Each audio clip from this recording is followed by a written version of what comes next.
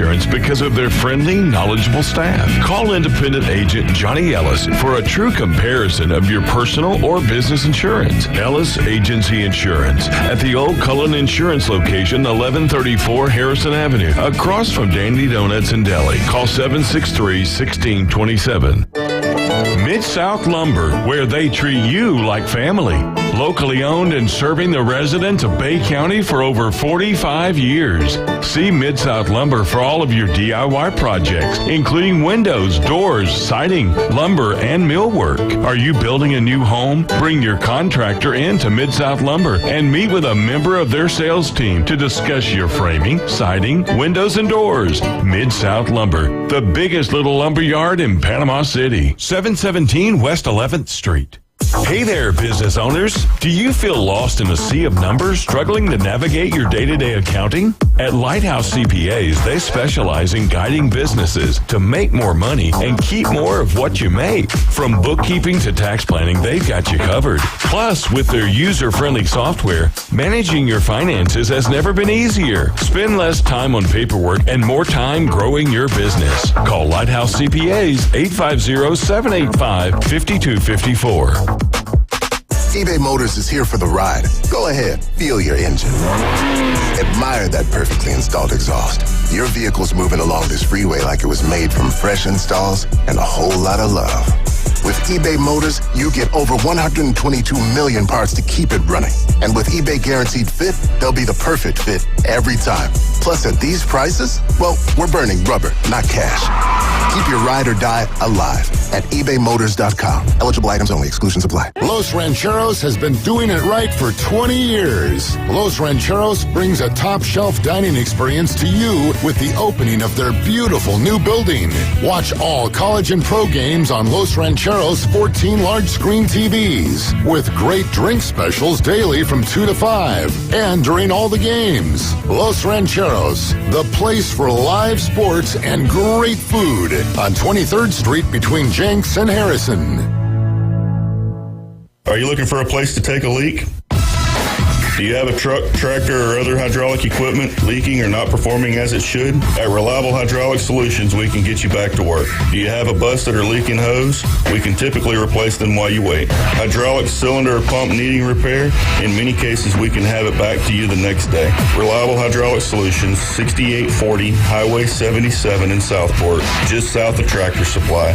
The best place in town to take a leak. WPLQ Port St. Joe, WGSX New Haven, powered by Panama City Toyota. ESPN Northwest Florida. It's the next evolution of Sports Talk Radio. The biggest stories and the biggest reactions. Now. And now we're taking... With the first pick. This is the last ball you got to bat. The Inside Drive. From college to the pros, interviews with the newsmakers, sports betting, your phone calls, and more. And now, The Inside Drive with Ryan Mulvey. Broadcasting from the Bill Kramer Chevrolet Buick GMC and Kramer Marine Outdoor Studios on ESPN Northwest Florida.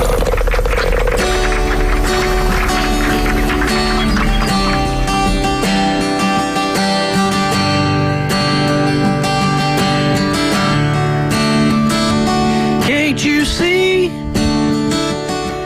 you see what those Falcons been doing to me?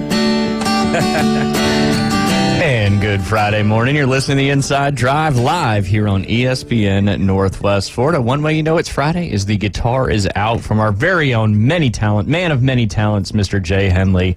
Good thing you divorced those Falcons because you don't have to worry about that anymore, but the Falcons Nation certainly does. We appreciate you tuning in on this beautiful Friday here in Panama City Beach. If you're out on the road, you're probably listening on 104.3 in Panama City or Panama City Beach and the surrounding areas. And, of course, down there there on 101.9 in Port St. Joe along the Forgotten Coast. You can watch live or watch it again on Facebook, X, and YouTube. Just search ESPN Northwest Florida. You can follow our TikTok page, Inside.Drive. You can download that free mobile app inside the Google Play or Apple Store. Just search 104.3 ESPN Northwest Florida. That was nice, Jay.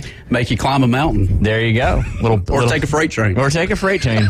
It was better than the Falcons draft pick, that's for sure. Man, that is I don't know about that. They're like, hey, look at this offseason we've had. Now let's make our fans mad again. It's like it's a pattern. It's almost like it's on purpose. Right? We got a fun show lined up today. And you know what? I've been saying it wrong the whole time. It's not we're having a good show. It's we're having a good time. Right. And he said, this is a hot show. Oh. So with Dusty Slay, he's in town. He performed last night over at the Beaches Comedy Club, and he's performing tonight, which I'm looking forward to going to. So you might hear a lot of we're having a good time, and this is a hot show today. Just seems like the right thing to do. We'll have a few callers calling in today, but if you want to give us a call, 850-215, and let us know how your team did in the first round of the 2024 NFL Draft. We'd love to talk and discuss it with you.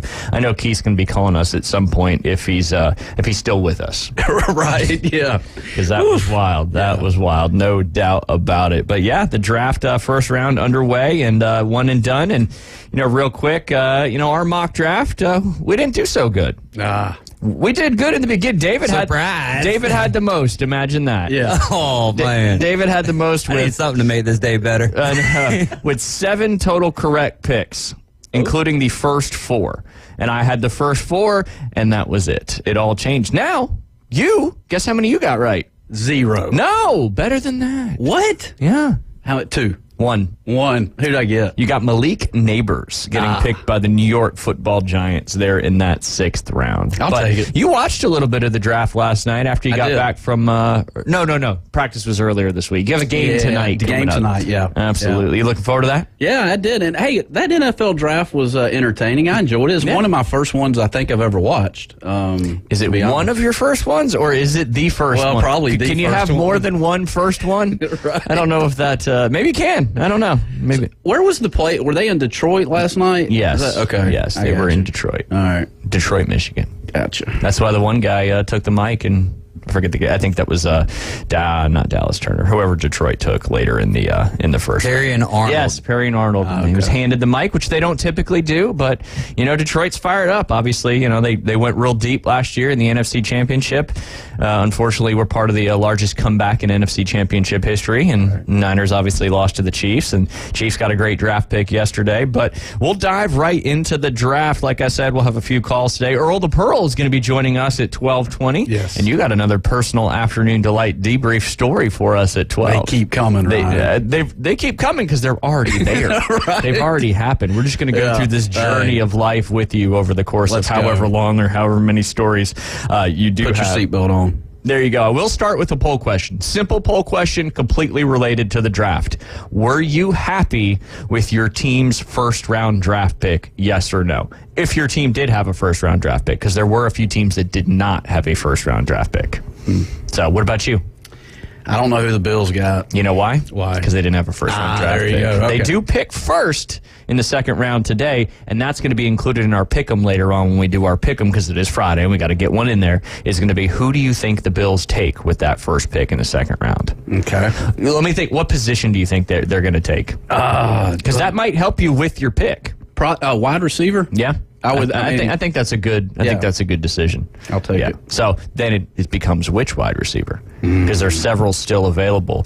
But some fun fact stats from that first round of the draft compared to last year, there was only 15 offensive players taken in the first round. Now last year there was only 31 picks in that first round because the Dolphins got penalized and they had to forfeit that first round draft pick because of tampering. I believe that's what it is. Alan was helping me out with this morning because I was doing some math. I was like, wait, there's only 31 picks last year in the first round, and the Dolphins had some tampering issues, so they had to forfeit that first round pick. I've got a question, though, because something happened last night. Y'all could help me out, but the Jaguars were on the clock, and then whoever that was ended up with the Vikings or something. They traded the pick. Oh, they traded. There were several of those that happened later in that first round. Okay. Yeah. A lot of people thought there'd be some trading up early in that first round, but it didn't happen. The first swap of picks in the little trade was when the Vikings and the Jets swapped that 10th and 11th pick. I got you. So, but yeah, and there was a lot towards that back end as well. I mean, the Chiefs traded up from that 31st pick or 32nd pick to move up to select the wide receiver that they did. But in this year's draft, it was a record 6 quarterbacks taken in the first round. The last time that happened was in 1983, although that took more of the first round. I believe Dan Marino was part of that 1983 draft. But yes, 6 quarterbacks taken in the first 12 picks. That's the first time that's ever happened, and a record. Offensive linemen, you had 9 taken, 7 wide receivers, and then 1 lonely tight end. You know who that is? Who was that? I don't know. Brock Bowers. Ah, okay. Come on, easy one there. 23 offensive first-round picks. On the defensive side, you had 5 edge rushers, 1 defensive tackle, and 3 defensive backs. And that totals 9 defensive players. A little contrast from last year's first-round draft. You know, no running back was taken in the first round this year, which kind of plays more into what we've been saying when you're drafting fantasy and that kind of stuff. But last year, 2023, you had 3 quarterbacks taken. You had 2 running backs taken, 1 tight end, 4 wide receivers, and 5 offensive linemen. So 15 total players compared to 23 in this year's first round draft. And then on the defensive side, you had 16 total players, 7 more than this year. 1 linebacker, 4 defensive backs, and 11 defensive linemen taken in the first round last year. So a little more offensive in this, which everybody's been kind of predicting. A lot of good wide receivers, obviously 6 quarterbacks there. But let's dive into a little bit. I want to get your thoughts on these picks. Obviously, the first 4 picks kind of shook out like a lot of people thought they were going to, except for you. Were you shocked when Michael Penix did not get drafted first? Yeah, I was. I mean, but you know, he got a top 10. Looking back on this, that might have been less shocking than what actually happened with Michael Penix. Right. So I thought, well, your pick was going to be the craziest thing I'd hear all week. Turns out it wasn't. No. So Caleb Williams goes first to the Chicago Bears, and he's going into, typically when you're the first round draft or the first pick in the NFL draft and you're a quarterback, you're going into a situation that's typically not as good for you. But I mean, his wide receivers around him, obviously he's now going to be the quarterback, but they got Keenan Allen in the offseason. They have DJ Moore. We'll flash forward to the pick where they took Rome Odunze there. So now his 3 top targets are DJ Moore, Keenan Allen, and Rome Odunze. And then, of course, they've got Cole Kmet as well on the tight end position. And DeAndre Swift came over, and as well as they still have Khalil Herbert. So, I mean, if you're Caleb Williams and you're half of what these people are saying you're going to be, you've got some serious offensive weapons around. You just don't see that often with that first-round pick. So, obviously, Caleb Williams went first there.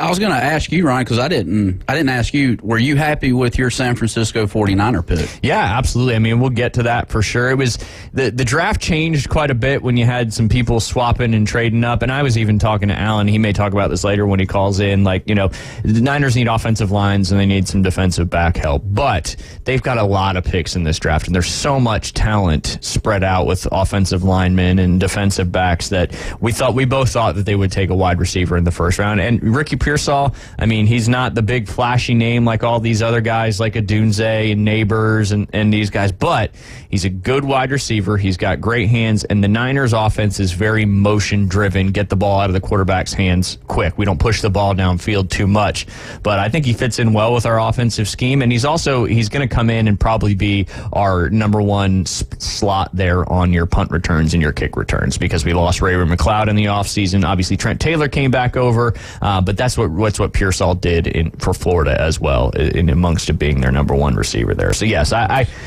first round pick. That was our first round pick since we had Trey Lance. Ah, okay. So it was kind of a new thing for me. I'm used to waiting, but not as long as the Los Angeles Rams. That was their first round pick since they took Jared Goff. Which I had to go back and look. It's like, there's no way, but it was. Right. A lot of times you make some trades getting rid of those first-round picks, and you don't have any. But like I said, 6 quarterbacks taken, and another fun fact from the draft, LSU now becomes the first school to have 4 quarterbacks selected in the top 3 of the NFL draft. They had Berth Jones, you remember him back in 1973, Jamarcus Russell, we all know how that played out, Joe Burrow, and Jaden Daniels all went in the top 3 of the NFL draft. And I think 2 of those names on there probably will come to solid fruition. I don't really know what Burt Jones did in the NFL. That's a little before my time. And then obviously Jamarcus Russell, he just didn't like to look at tape, so he didn't last very long there in the NFL. But getting back to the draft and the order, second pick there with the Washington Commanders. No surprise, Jaden Daniels from LSU went there. Obviously, he's going to be thrown right into that Washington Commanders offense, and good luck to him, as that's going to be a challenging situation to excel at. But he's used to being out there. And then number 3, Drake May, went to the New England Patriots, which a lot of people are saying, oh, New England might trade that pick up. Turns out they didn't. It looks like Drake May is the new future quarterback of the New England Patriots. And then the Arizona Cardinals, as we all thought, Marvin Harrison Jr. from Ohio State goes number 4, first wide receiver in that draft. And then Malik Neighbors. Oh, no, you didn't get any right, Jay. Oh, I was doing this morning, and it was small, and I couldn't see it very well. Yeah, Malik Neighbors went to the Los Angeles No, I'm an idiot. This is too much of a spreadsheet. Joe Alt went to the Los Angeles Chargers. I picked Malik Neighbors going to the Chargers. Joe Alt went to the Chargers. Malik Neighbors went to the New York Giants, and you and David both picked that one. Were you surprised that the Chargers took an offensive tackle? Yes. Why come? They need defense. Yeah, that's true. That's true. But, Jim Harbaugh is a trenches guy. I got you. And he equates to your superstars on the offensive line being just as important as the superstars on the outside and in your running back, which, it makes sense. If you don't have protection, you can't excel on offense. So Joe Alt was taken 5th there by the Los Angeles Chargers. You and David Hayes both had Malik Neighbors going to the New York Football Giants. Were you surprised in that one that they didn't take a quarterback? That shows to me that Daniel Jones is their guy. He didn't perform well last year, right? He was injured most of the year. Was he? Okay, yeah. I got you. So they're going to give him a second chance. But, Malik Neighbors is a great wide receiver and a good weapon out there. The Giants really, haven't had a superstar wide receiver recently. They've had some good players, but Malik definitely elevates that wide receiver room, that's for sure. And then we knew the Tennessee Titans were most likely going to take an offensive tackle. Didn't take the tackle because he went earlier to Los Angeles Chargers, but a great pickup there, J.C. Latham from the University of Alabama. David, how do you feel about the Tennessee Titans taking one of your Bama players? It's a replacement for Derrick Henry. I think it's a good move. You had to get the next best available, and that's going to be deemed by what the front office thinks as the next best available there. Joe Alt was a mountain of a man, as we saw there. He's a big fella. 6'8", dude. Man, I was really hoping for that, but the Chargers went that way to protect Herbert. Patriots and Vikings showed a little bit of interest there in Herbert. That could have been really interesting. Yeah, that would have been wild. But yeah, I like the pick. It's always nice when your team drafts someone from your collegiate team. But will it work? He's very athletic. He's very fluid.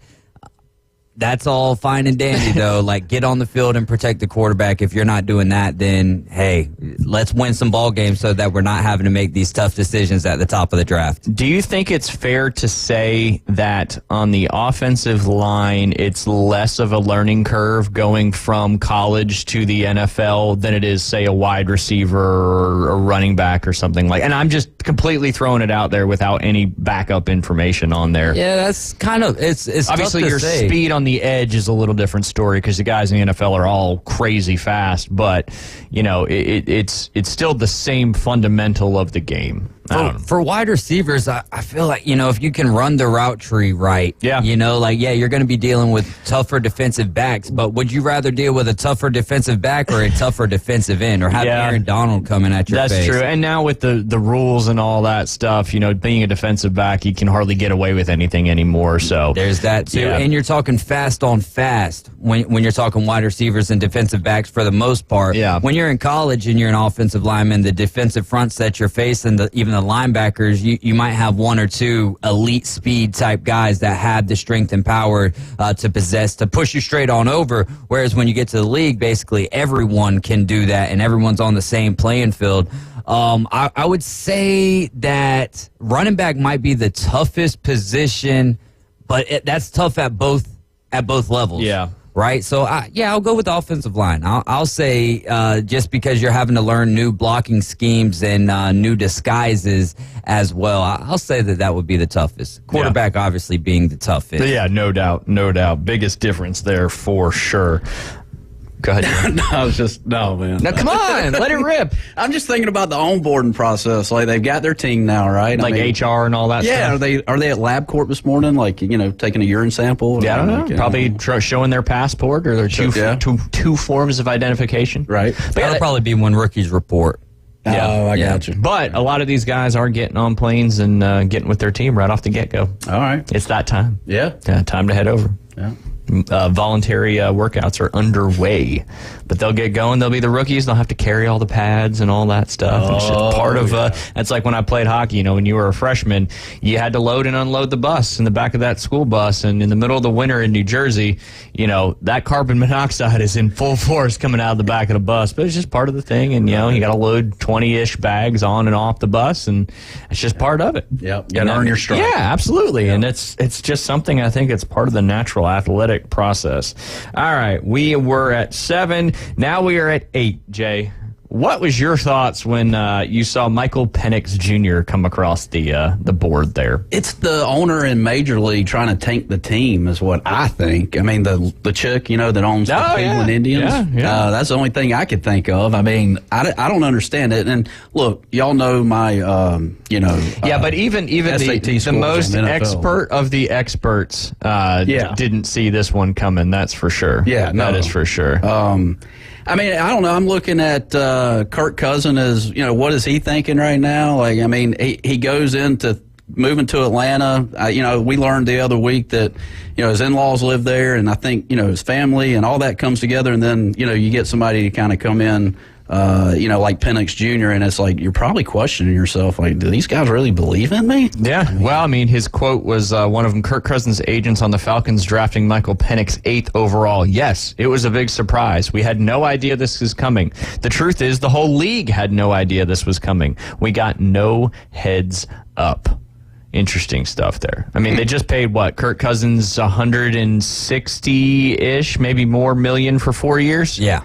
And now they're bringing it. I mean, it's just, he hasn't even played on the team yet. Right. It would be different if, Kirk Cousins was there already and has been there. Right. And maybe you're bringing Michael Penix in, to learn a year or two under Kirk Cousins. We've seen that with a lot of others. You don't typically see that with a top 10 pick quarterback, but just kind of blew people's minds in that one. I mean, what are they thinking? And I don't know if you saw any of the videos of it. It looked like the GM trying to tell Arthur Blank, why we made this pick. This just come to the top of my head. In baseball, you want right-handed pitchers, left-handed pitchers. Is that something that you think about from a quarterback standpoint? Is right-handed, left-handed? No, absolutely not. No, because you're catching the ball. You're not trying to get people to not catch it, or miss it. I got you. Now it's baffled everybody, it seems, and then the guy came out this morning or last night late and said, we're kind of planning on Michael Penix sitting behind Kirk Cousins for 4 or 5 years. Michael Penix is going to be 30 years old by the time he's starting. Yeah, come on, he'll have gray hair. I don't know. It just makes zero sense, right? But. Maybe Keith can debunk this thing. I don't think he can. I think each year that time goes by, it seems like they're getting more and more crazy. I mean, they took Bijan Robinson, who's a good running back, but if you listen to him last year, I mean, they have the offensive capital. They're just putting so much eggs in that one basket, but, maybe they think the division they're in isn't as tough as some of the other divisions, so they can make some stuff happen.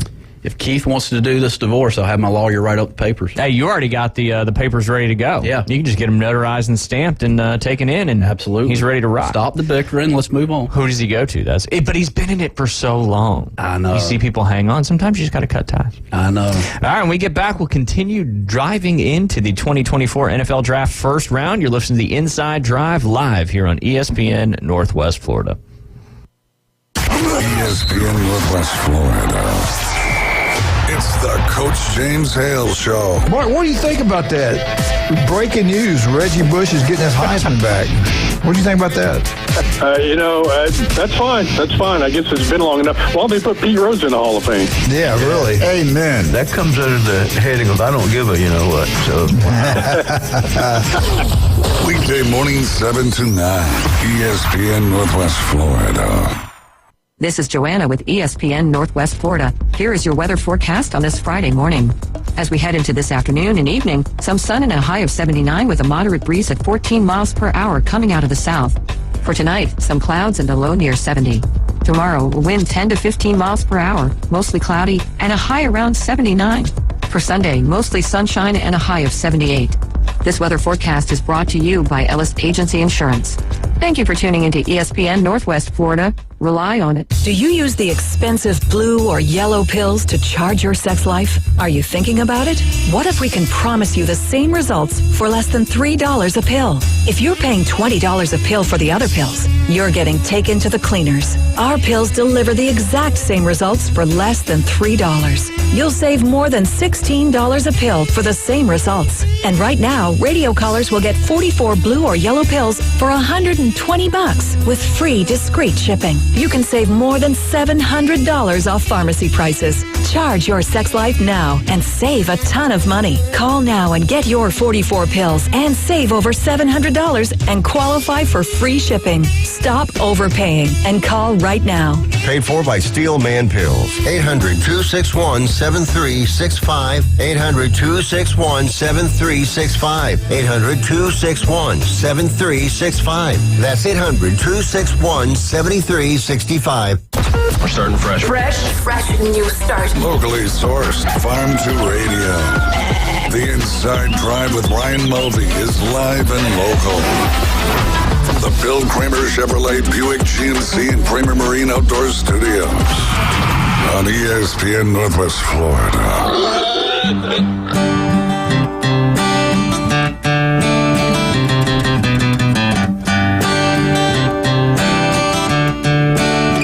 Off that player now. And welcome back. You're listening to the Inside Drive live here on ESPN Northwest Florida. I think 4 or 5 Alabama players went in the first round again this year. And looks like, what was he got? J.C. Latham, you got Dallas Turner, Terrion Arnold, and maybe just 4, and Jordan Morgan. So 4. Jordan Morgan's from Arizona. There you go. Just treat him. I'm not good at looking at these spreadsheets as well as I used to be. But yeah, he might as well be from Alabama. Yeah, there you go. Yeah, maybe he is actually, we'll claim him. Actually from Alabama. He just went out and played in Arizona. Jay, any more thoughts on Michael Penix Jr. from your viewpoint? Because I've got a few more. Wait till September. So we can watch Kirk Cousins play football. Right. I don't know. Again, kind of getting back to the point, like you've seen the Packers do it, but they had Aaron Rodgers. He was an established MVP winning quarterback. And, they kind of have repeated that thing. Again, like I said before, it'd be one thing if he was already on the team for many, many years, but he hasn't been. He's been traded. He hasn't even played a snap for the Atlanta Falcons. Right. And then you draft one of the more high profile quarterbacks out there. And I just don't know what to think. I don't either. Unless they know something we don't about maybe the way Kirk Cousins is rehab. I mean, he did come off an Achilles tear, so that's a significant injury. And maybe it's an insurance plan or something like that. But typically you don't take out an insurance plan with a top 10 draft pick. Are they wanting his legs, or are they wanting his arm, or are they wanting both? I think they're wanting to do as good as he possibly can with his arms and his legs. Because Kirk Cousins is not a mobile quarterback. And if you look at Washington statistically, Michael Penix was mobile and he could make some stuff happen out of the pocket, but he was primarily a pocket passer in DeBoer's offense. Right. But I don't know. It was certainly, you knew something was going to shake up the draft world. You just didn't think it was going to be that. You thought it was going to be some kind of crazy trade or something along those lines, and his name comes across number 8 to the Atlanta Falcons. Unless they feel like they're stacked on all levels of everything. I mean, that's not clearly not. I mean, the whole world is like, why did you guys not take Dallas Turner or somebody like that? Get you an edge rusher on defense and get that defense going a little better. Now, there's still 5 more rounds in this draft and a lot of other great players available, but they've just used so much draft capital in the last 4 years taking offensive players. Drake London, Kyle Pitts, Bijan Robinson, and they took Desmond Ridder during that time frame as well. So I think you can probably say Penix is a little bit better than Ridder, and obviously Kirk Cousins has got some serious success in the NFL, and it's just weird. Grasping for straws, it seems. Yeah, maybe. Yeah. Where does that phrase come from? I don't know. I don't even know if I said it right. You did. Did I? Grasping for straws? Grasping for straws. Yeah. I guess you're underwater and you can't You're get your grasping head for above the straw so you can get some air? Yep. Yeah. If that's the case, I like that if that's the case. We went from brass tacks yesterday to grasping with straws. It comes from a proverb in Thomas More's Dialogue of Comfort Against Tribulation, which says, a drowning man will clutch at straws. That's what Jay said. I'm impressed. It's Friday, though. It is. You're dialed in. You got the guitar. You got your new shirt on, looking good. These things they feel good. It's comfort. I got plenty of them. It is said that the straw in this case refers to the sort of thin reeds that grow by the side of a river. So you can pull yourself back up. And they break. Well, there you go. And Or you could also, breathe through them. Yeah. I hope so. Or you could just put your head above the water and breathe regular, too. I don't know how deep. The river, the current. There might be piranhas. Nothing. I don't know. I don't know. Yeah, then grasp at the water. Grab it. Pull yourself up. Leverage. Let's all take a canoe trip. There we go. Why is it going to be a canoe? Can it be a kayak? Or kayak. Kayak, paddleboard, whatever. Yeah. Back your tent up. Let's go. Boat. There you go. There you go. We've already got a tour leader if we need one. Yeah, that's true. We can all hop on. Yes, sir. We did talk about what you would. Was that yesterday? Or was that 2 days ago? I can't remember. This whole week is blended together. I think yesterday was how many days you could last in the woods. Yes. Which included your pot and your fire starter. Right. Or lighter in this case, whatever you'd prefer. Why did I never give him a lighter on Naked and Afraid? They should have just given him a magnifying glass. Yeah. That way you can see stuff too and catch it on fire. That's right. How many leaves did you burn or ants in your young childhood growing up? Or if you're still doing it now, I don't know. That's your thing. Do that a few times. It's pretty cool. It's science. Yeah, I don't remember. I remember trying, but I don't think my patience got to that level because I think it takes a while. We did that in New Jersey. You don't have the same angle of sun as you do down here. Yeah, Griffin, Georgia, it's a little bit closer to the equator. Right, yeah. You just didn't have the right magnifying glass, it sounds like. Yeah. And it doesn't take long at all in the middle of the summer. Maybe 2 or 3 seconds. I have to try that this You just summer. need crispier leaves. Stop using wet leaves. I got you. Yeah. There you go. That'll do it. Yeah, we just skipped past the magnifying glass and just took tennis balls and, put lighter fluid on them and then played lacrosse with them. Yeah. Fire tennis. Yeah. They got those fire-breathing robot dogs now. Ooh. Golly. That seems safe. $10,000 and you get one. Yes, sir. That's scary. I remember flipping matches like you remember like how you get the top of the match on your thumb and then you flip it on the. I never did. You've that. never done that? That's fun. Is it? Yeah. Huh? Because it catches the air. Gotcha. And then the match just combusts. And nice. It's pretty cool. You just got to be in a safe spot. That's fair. Yeah. Right. Safety first. Always wear shoes in the house. Yeah. I think we do have a caller on the line. Our good friend, he hosted a draft party up there at Dave & Buster's in the Richmond area, and that's Alan Sandage. Alan, how are you doing on this day after round one of a what some may call a very interesting and surprising first-round draft? I've been better, man. I feel dumber every time I listen to Falcons fans try to justify that pick. What are they saying to justify it? That's what I want to know. Where is the justification? Apparently this is some mastermind succession plan that, only I guess they are aware of, and that it to them it makes sense because Kirk Cousins isn't healthy and this and that. Then what are you paying him for, man? Yeah. Was it, $160 million for 4 years, something like that? Yeah, there are some fan bases that are just stuck in an abusive relationship and they can't get out of it. And they don't realize it. But some of those people can actually get some paperwork drawn up and divorce them live here on the air and go with another franchise. Absolutely. Jay's just smarter than all of us. We just don't know. Is that what Keith did? No, that's what Jay did earlier, right before the season started last year. I respect that, Jay. Yeah. That's what I'm talking about. He had it notarized and everything. I did. Sent it in. Yeah. He's officially a Buffalo Bills fan now, or was then. Right? Yeah, geez, your side chick isn't any better. At some point, you might have to admit it's you, not them. That's right. That's right. You might want to. I don't even know if I can say it. Just, you might want to be alone for a while. Right. So I didn't trade up, huh? I actually traded down. Well, foreshadowing to yesterday, you made the right decision, it seems like. Yes, Buffalo is a little bit of a pickle as well, but at least you didn't spend a first-round draft pick on your successor to Kirk Cousins 4 or 5 years down the road. Alan, does that actually come to fruition? What, that he's a successor? Yeah, that far down the road? I don't know. I mean, maybe. Here's the thing. By the time he starts, if it's really, because Kirk's contract, they have an out after 3 years. That'll be like $12.5 million dead cap. That's doable. Yeah. The people saying that they could get out before that. Again, I'm sorry to insult people, but you're stupid. Like, that doesn't make any sense. A $25 million dead cap hit is what they would get after the second year. That would be tied for like the 6th most dead cap hit of all time. Nobody's trying to take that on. Yeah. Nobody wants to be on that list. So I'm thinking after year 3, that's fine. But then you're looking at a 27-year-old first-time starter who has an injury history. That, again, doesn't make any sense. You said you didn't want to get Lamar because, his style of play leaves him open to injury, and then you go draft a guy who's had 2 ACL injuries or significant lower body injuries. 4 total injuries that were season-ending during his career. Obviously, he's resilient. That's why Jay picked him to go first, to be honest, is he liked that letter he wrote to all the NFL GMs about how good he was, and maybe that's... I was going to talk about this in the first segment, but now that you're on the line, so... Would you have thought that they would have already planned to do this? I mean, it's not like they signed Kirk Cousins or brought him over last year. They brought him over back in March.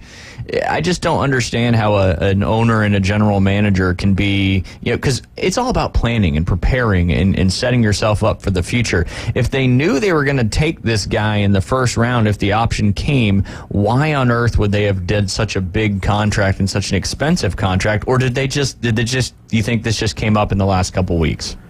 It's safe to say that the Falcons general manager has no idea what he's doing. He doesn't. Yeah, he doesn't understand the concept of value when it comes to draft picks and drafting. Like Bijan Robinson, Bijan is a good player. Yep. He's a great player, a fantastic player. Like if it was anywhere but the top 5 or 6 or wherever they drafted him last year, in that range, he's overvalued. And your pressing need is, in that case last year, it was somebody like Jalen Carter, who just happens to be borderline elite level talent, you know? And it was one of those guys you can't miss. You can't miss a Jalen Carter type athlete at the defensive tackle level. They needed an edge rusher. They needed somebody that could get pressure. You had a couple guys in that range that you could have got. You could have even traded down and still found Penix, or traded down and still got your need met. Like, you just didn't need to pick Penix right there. It doesn't make any sense. I don't think they did their due diligence because if they were going to draft for Michael Penix, you wouldn't pay a $100 million guarantee to a Kirk Cousins. Yeah. It's just weird. Super weird. Yeah. I mean, that's what entices me, and that's what's kind of got me kind of zoned in on the NFL right now is you can't buy a team. You got Arthur Blanks, Jerry Jones. You got these multi-billionaires, and they're not performing. Like, they'll be lucky to have like a 500 season. So, I mean, money can't buy you wins. That's for sure. The Cowboys will probably have a little better than a 500 season, but they just still can't find the way to get over the hump. And your owner is in the way of that, in my particular opinion. Whereas on the Falcons side of things, it's just they're kind of repeating this same process over the last 3 or 4 years, and you're just waiting for them to make the right decision. And I can't wait to hear from Keith later because I know he is upset and distraught because you just had to have thought as a Falcons fan, okay, here we go. We did Bijan last year in the top 10. We got that out of our system. We're going to make some smart decisions now going forward, and we take Michael Penix Jr. Alan, in other parts of this first round, there was some. Wait, can I stop real quick? Of course. And say something? Of course. This is why, if I'm ever in a position where my voice actually matters, I can't wait to call out these idiots, man. This makes my mind blow. This guy, the Falcons general manager, said that essentially it boiled down to getting the best available player at the point in the draft. Rome Odunze, however you want to pronounce his name, was still available when you took Michael Penix. That is an insult. There are several left tackles still more valuable than that. What are you talking about? Yeah. That's one of those. It's the same crap that I used to get mad about with their last coach, Arthur Smith. It's a guy in a position that thinks because he holds that position, whatever he says, it just sounds smarter than everybody else in the room. He just knows what he's talking about because he's the general manager of the Falcons. He sucks, man. Yeah. He sucks. Arrogance can be a big issue when it comes to business. There's no doubt about that. All right, Alan, 6 quarterbacks taken in the first 12 picks, 23 offensive players. Those 6 quarterbacks tie the record from 1983 with 6 in the first round, although this happened in the first 12 picks, which is an all-time first. Were you surprised that all 6 of those quarterbacks went? Were you surprised that I think the Raiders, I know they took Bo Nix, which they got a lot of criticism for. Bo Nix has been playing college football what seems like 10 years, and he's got the experience to be good. But do you think the Raiders were surprised that, and as well as the Denver Broncos, were surprised that Michael Penix went already and that they really only had 2 options left? So before our pre-draft talk, I had predicted that we would see 6 quarterbacks go, and I said that only because when you look at the Broncos quarterback room, they have to take somebody, man. And it was Nix, McCarthy, whoever fell out of that. I figured Penix would probably get picked up at some point because, again, it just fell into that, you don't want to be stuck with Stidham, Wilson, and DiNucci. You can't start a season like that. So I would definitely take Nix over all 3 of those options. I don't know if that marriage is going to work though, because Sean Payton's demands, I don't know if Nix can really meet that. And then as far as the other thing with the Raiders, I think the Raiders played it right. You want to trade up for your guy, but their guy was Jaden Daniels, and they couldn't get him. Yep. So then you sit and wait, and you don't trade up for guys that you were not super high on. But if Penix falls in your lap, that's great. So you're just kind of hoping against hope that, he falls in your lap, but you're not going to do anything too crazy.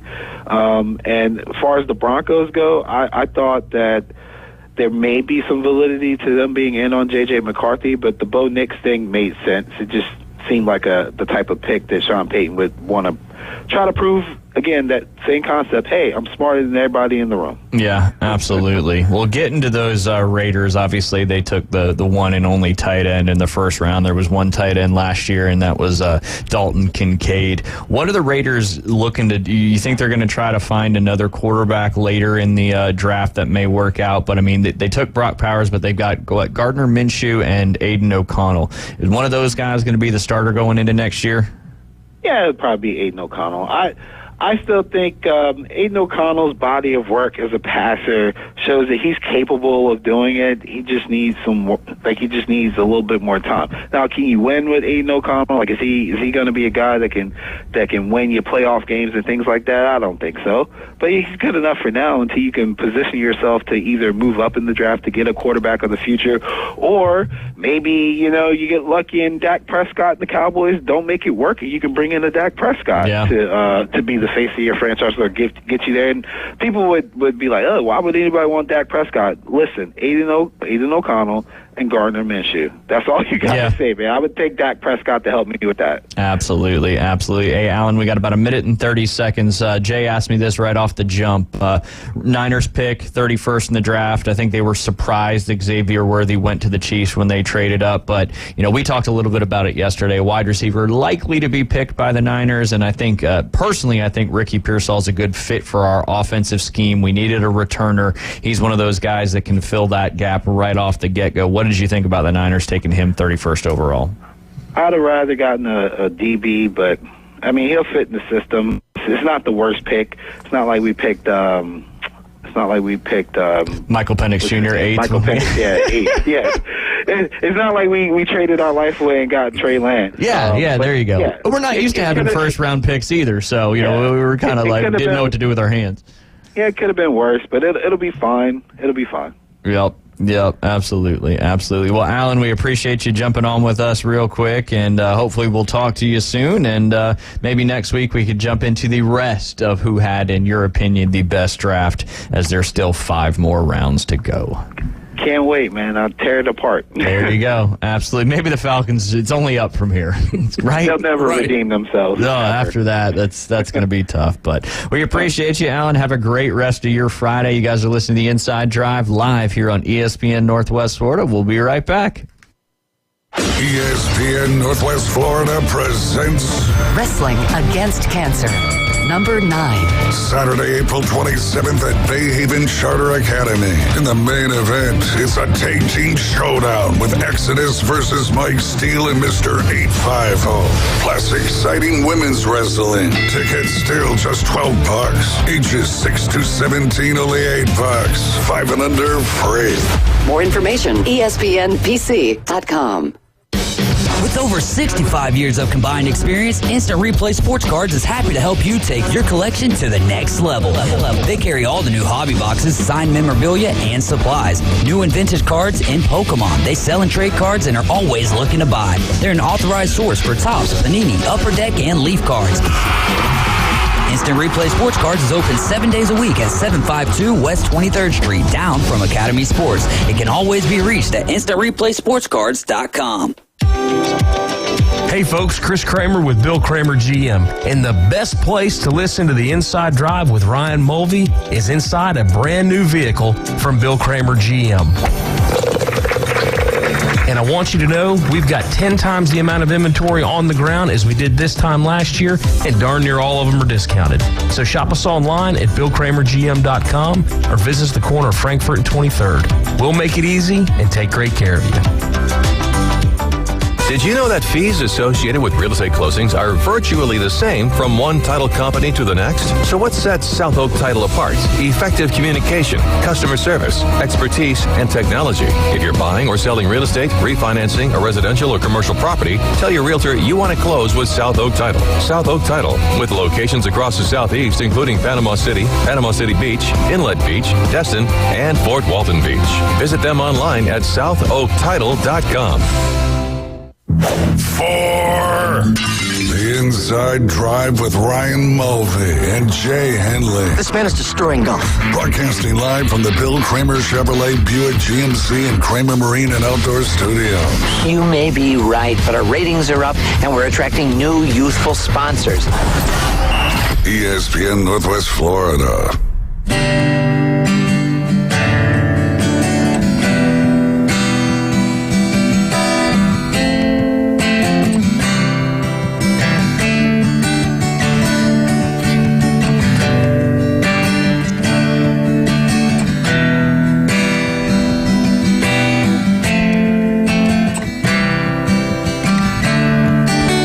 Welcome back. You're listening to the Inside Drive live here on ESPN Northwest Florida. Jay Henley tickling those beautiful Taylor strings one more time, bringing us back in here in the third segment. We appreciate you tuning in and listening to the Inside Drive. You have one more opportunity this afternoon on the Afternoon Underdogs to grab yourself a free pair of tickets to Wrestling Against Cancer number 9 tomorrow night over there at North Bay Haven High School. Don't want to miss out that awesome opportunity. If you're going already, great. It's a great fundraising opportunity. It's the 9th one they've done. And Jay, you sent us a little picture in the group talking about one of your experiences. Maybe we should save that for the Afternoon Delight debrief. Maybe that'll be your second one. That was a good one. That was a good one. You can tell. We'll pivot that one to the Afternoon Delight after you tell that first story, because that'll be another good one. That is for sure. All right, we left off before Alan jumped in there, kind of giving us his thoughts on the draft. Looking forward to talking to him after the whole draft to see what he thinks on some of the best drafts out there. But we left off pretty much with the Atlanta Falcons taking Michael Penix Jr. and then the Chicago Bears. I mentioned in the first segment of the show they got Rome Odunze with that 9th pick. So they added Caleb Williams and Rome Odunze. Maybe this is the time that they're building up. They got Keenan Allen, DJ Moore, Rome Odunze, Cole Kmet, and now Caleb Williams. And of course they've got Swift and Khalil Herbert as well. But I believe we do have a caller on the line. This is the opposite of Allen. He is a true diehard or his whole life, fan of those Atlanta Falcons that you divorced, and I can only imagine the direction this is going to go. Keith, how did you wake up this morning, salty or sweet? Definitely salty. And just tired. You know what I mean? Like, tired of being tired, I think is what my dad used to always say. But we're playing in a golf tournament. Chuck's talking about conspiracies against, why there's no Budweiser in a bottle anywhere more in America. So, it's definitely making the mood a lot better. There you go. There you go. Well, you've been doing a lot of previewing. You were even on a show right after the draft pick was announced. But obviously, that's probably the most surprising thing in the first round. And can you make any sense of what happened? That's the issue, right? I think that me and you, at least, no offense, Jay, are people that like to think logically, like understand why do things happen, like what's the reason for it. If we did not sign Cousins and give him $150 million, okay, I see this. It makes a ton of sense. But it just, to me, I have a million questions. Like, is Cousins not healthy? And is that what they're concerned about and why they doubled down? And more than anything, I'm just tired of this franchise being so arrogant and thinking that they can do things differently, right? Like, they can be the one to take these wild swings that are against the grain, not take the layups, not take the right pick, when we've seen over and over again, you win by building your offensive and defensive line. Absolutely. And we've now gone 4 straight top 8 picks with a tight end, a running back, a wide receiver. Well, I think we're all pretty good. Great players. But still, like, how valuable are those positions? Yeah. And then a backup quarterback who, if, like, everything worked out perfectly, he's not going to play for 3 years. And all we've heard for the last month is we're ready to compete now. All we were missing was a QB. It's on, and it's all BS. And I'm just tired of them just making the dumbest move and making their fans who catch a lot of flack, and we're very loyal for a fan base. The team sucks. Like, they do stupid stuff. 28-3, the list goes on and on and on. And you just keep coming back, and they just keep kind of, kicking you right in the groin. Yeah, you get your hopes up. Like I was saying it earlier in the show to Jay, is like, okay, last year you took Bijan Robinson in the top 8. You got your last one out of the system. You're done with making these crazy offensive picks. Hold my beer, 2024, and just the most. And again, it's if you already had Cousins and he was on the team already, and he's been playing with you for 3 or 4 years, he's getting to that backside of his career. You want to bring in somebody that's maybe 1 or 2 years under him that is going to replace him. But if you're worried about the health, if you're worried about him not performing, why pay him all that money? And that goes back to what you said. There's just no logical explanation for this decision other than what you said, and Alan just said it in the last segment, is arrogance. And the general manager thinking because he's the general manager of the Atlanta Falcons, he knows better than everybody else. Well, so far that his strategy has seemed not to prove. And hey, maybe Kirk Cousins, goes out, tears his ACL in the first game of the season, and, you're out a bunch of money, but Michael Penix comes in and saves. Who knows? But that's not something you do with draft picks, because there's so much value associated with a first-round draft pick. Well, I think, though, they're doing it, and this is what concerns me, is this is a young GM who truly just got power, right? Like, there was a little bit of a power struggle between him and Rich McKay on football decisions. It's really his team now, along with Raheem Morris. And by taking this, he's basically being able to say, well, yeah, if the next couple of years don't go great, we got to wait, because I really like this QB that I took at number 8. And you kind of have to see that progress. And sometimes I wonder if these guys are literally picking for their jobs and job security over potentially just what's going to make the team the best. And the other real issue, Ryan, that I seriously have is, what is the most popular player on the bench on every team in the NFL? It's that backup QB. And all this is going to do is, if Cousins has a few bad games, or maybe even a bad game, people are going to be clamoring for Penix. I guarantee you. So now you're just driving a wedge into the team as well, because Cousins was practically blindsided by this, if reports are true. It's insane stuff that I get mad and I yell and I swear. And then at the end of the day, I'm like, it's just so stupid. Like, why would I even get upset? They continue to do this. You should just expect it. And, you have a choice in an abusive relationship to leave or stay. Jay left. Yep. Oh, you're struggling, guys. Hey, he's got that paperwork still ready to go if you want it notarized. Signed, sealed, delivered. Yep. Is it going to be a little harder to stroke that check for these season tickets coming up in September, Keith?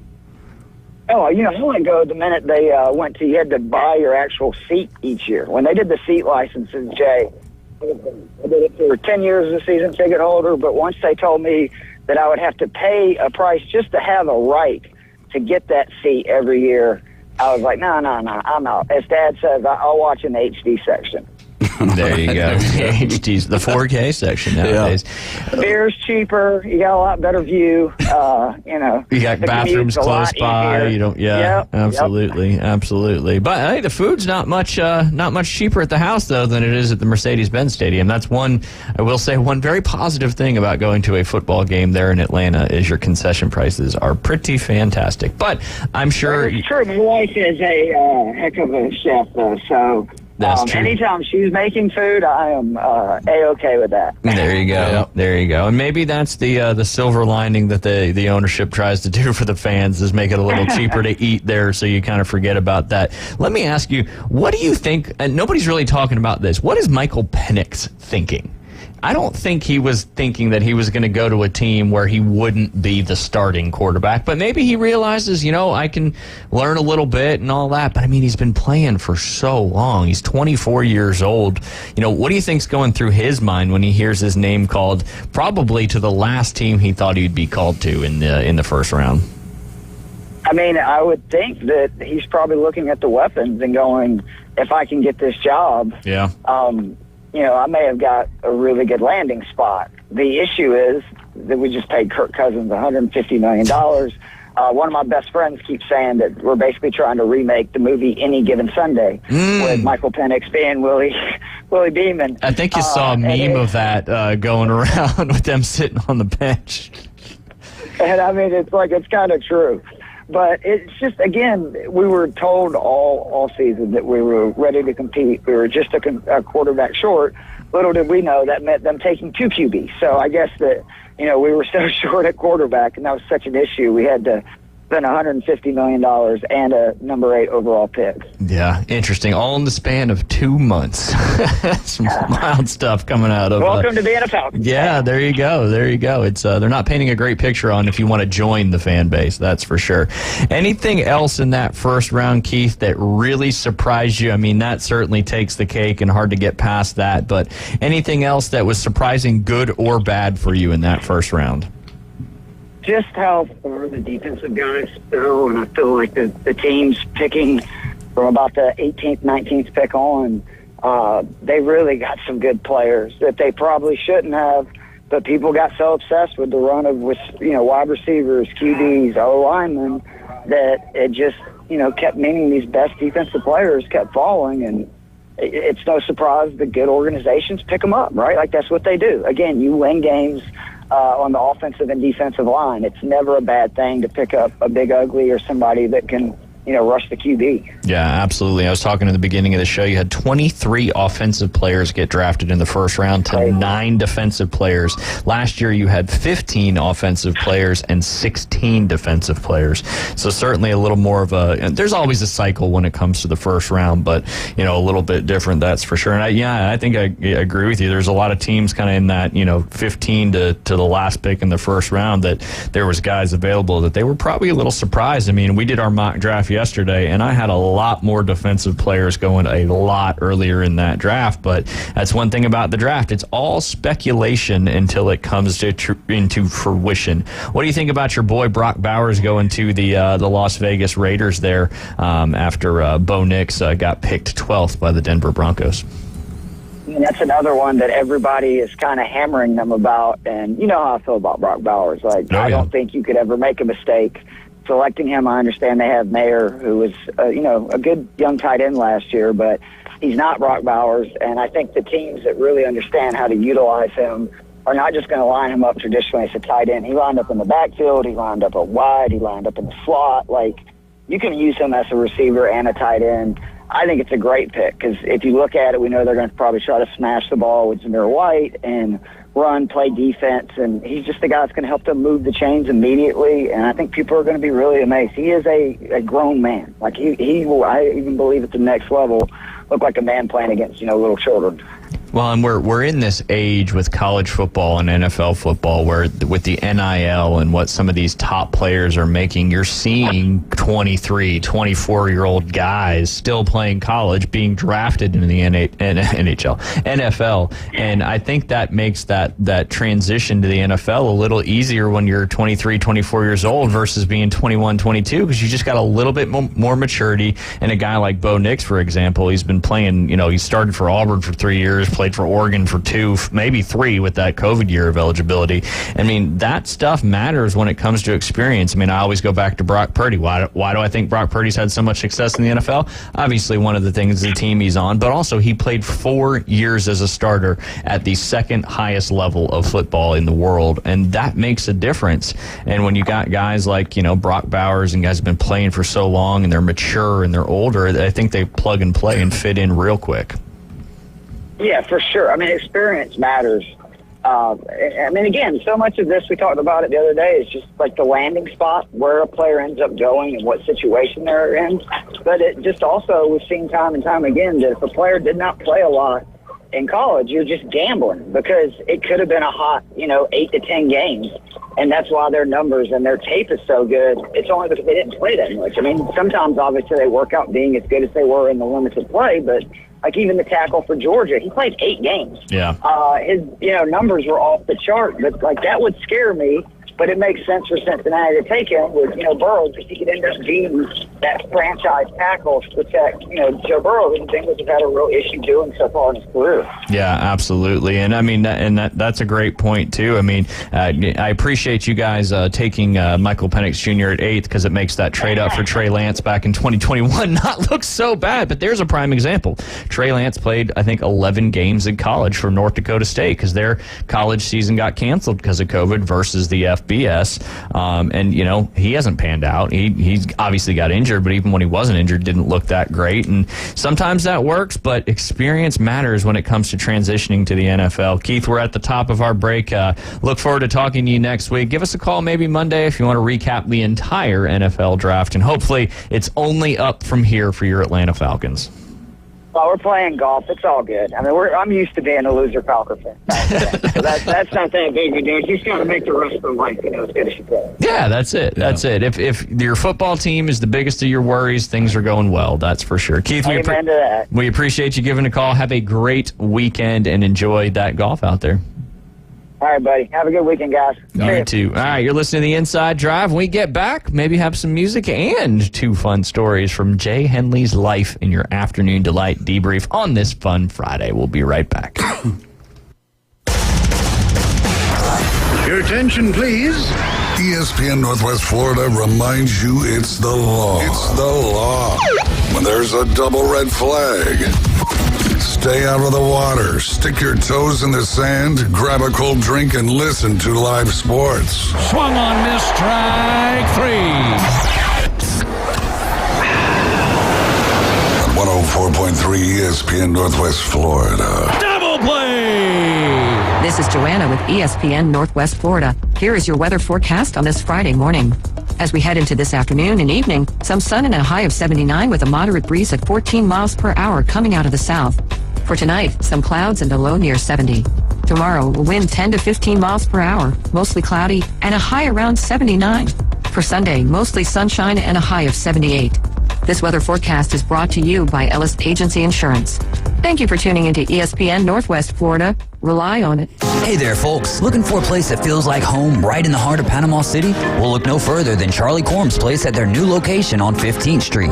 Charlie Corm's is not just a place, it's an experience. Imagine cozy corners, friendly faces, and the aroma of delicious dishes that'll make your taste buds dance. From sunrise breakfast to late night bites, Charlie Corm's on 15th Street has it all. Charlie Corm's place on 15th Street is now offering exclusive weekday lunch specials. meals. Visit Charlie Corm's place on 15th Street. Look for the giant mural. Ready to save big on the #1 selling car brand in the world? We've extended our best deals of the year throughout the month of April. Get 2.99% APR plus 90 days until you make your first payment on a new Camry. Get 2.99% on the sporty Corolla. Ready for 2.99% on a new RAV4? And get 2.99% on the tough Tundra. Wherever life leads, there's a Toyota for you. Right here at Panama City Toyota. Offer expires April 30th. For details, visit PanamaCityToyota.com. WPLQ Port St. Joe, WGSX Lynn Haven. Powered by Panama City Toyota.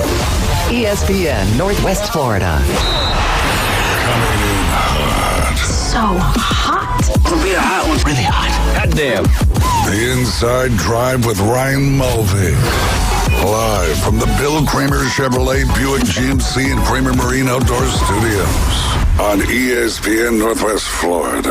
Sky rockets in flight. Afternoon delight. Welcome back. You're listening to the Inside Drive live here on ESPN Northwest Florida. 104.3 in Panama City, Panama City Beach, 101.9 in Port St. Joe. Facebook, X, and YouTube. You can watch and listen. You can go back and watch and listen. Just search ESPN Northwest Florida. We do have an Instagram page as well. That's ESPN Northwest Florida. Inside Drive is on TikTok. That's inside.drive. You can download our free mobile app inside the Google Play or Apple Store. That one you do need to search 104.3 ESPN Northwest Florida. Sitting inside these beautiful Bill Kramer GM and Kramer Marine and Outdoor Studios. We appreciate them for almost being 1 year of our studio sponsor, Jay. We're almost there. Next Wednesday. Wow. I'm working on putting together a little prize basket that we're going to do a little share to win contest on Facebook for it. So Uno de Mayo. Uno de Mayo. Uno de Mayo. C. Yes. Not to be confused with Cinco de Mayo. That's right. Which is coming up the same day as the Kentucky Derby. Ooh. Do you still go with the mint juleps or do you go with margarita juleps? Margarita. Got to. Yeah, right? Yeah. Makes sense. You know, tradition. Yep. Tradition. Yep. But yes, go check out the Mecca of car and boat dealership right there at the corner of Frankfurt and 23rd Street. Lots of discounted vehicles, lots of vehicles in stock, beautiful vehicles in stock. They got their express service, their regular service, tires at cost. You can trade in your vehicle. Those trade values are still way up there. And then right behind Bill Kramer GM at that corner, you got the Kramer Marine and Outdoor. They sell Seabourn, Spider, Sundance, and Skeeter right there at KramerMarineandOutdoor.com. They'll come to you to fix your boat. They'll come tow it for you wherever it needs to go. They'll get it fixed up. And if you want to sell it, they'll take care of all of that for you. It is beautiful outside. People are fishing left and right. I see all these massive redfish, grouper or snapper, all sorts of stuff. Cobia, tarpon are starting to run as well. I saw Captain Greg Gladden this morning. He found a tarpon out there just off the beach. So it is that time of year. Nice. And if you want to get out there and fish and you don't want to go with a captain, you got to have a boat to get out there. And you, on Kramer Marine and Outdoor, will take care of you on that aspect. All right, Jay. Afternoon Delight debrief. Oh, I know you got one. Maybe two. Do we go wrestling or do we go with a date gone bad? Let's go date gone bad first and then go to wrestling. Okay, all right, date gone bad. Or wait. Do you want the better story first or second?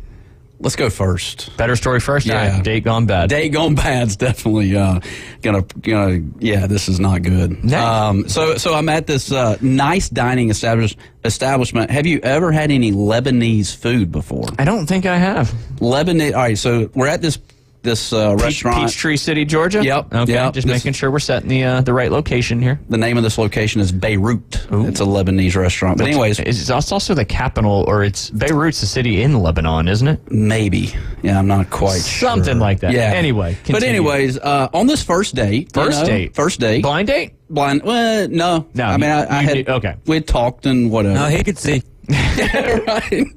Oh, we got blind quick. Yeah.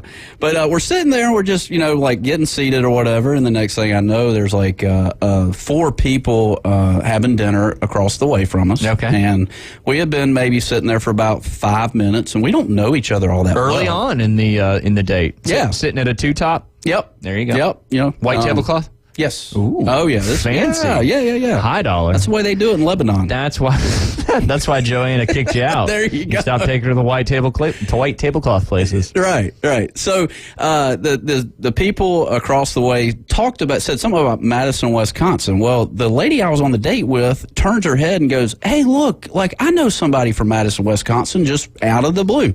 Well, the next thing I know, like she interacts, conversation with these 4 people who I think they work together. Okay. Right. And so anyways, they were just in town for a night. And so the conversation continues on and, like an hour or two goes on by and we've had, maybe a few drinks. They've had a few bottles of wine. Right. Ooh. And I haven't really said much to these people or whatever, but I'm on a date, right? Yeah. Right? You're trying to focus on your date. Yeah. First date. Yeah. So their It'd be rude if you didn't. So their waitress comes in, the 4 people, and like, "Are y'all done?" Basically, and they're like, "Yeah, we're done." So my date goes, "Hey, we'll take care of that check." And I'm like, 4 people? Of the 4 people. Come on. No. This is the first date you've ever been on. With her, yeah. And she says, we will, like WE''LL, Right. implying we will. All right. We So- as in a group. Yeah. Gotcha. So I'm like 50-50. Maybe we go 50-50 on this at best. And still at that point, I would have went 1 out of 5, whatever that breaks out to be. Right, yeah, the tip. 15%. Yeah. No, 20%. I'm only taking 20%. You take the rest. You know Right. these 4 people plus you, that's 5. I got 1. Actually, that's 6. So 60 or only 15% is what you should have paid. Yeah. Yeah. So our waiter comes and basically is like, most waitresses hand the male the check for whatever reason, and so I get it. And I'm thinking she's going to go like, "Hey, let's go 50-50, whatever it is." She doesn't say a word.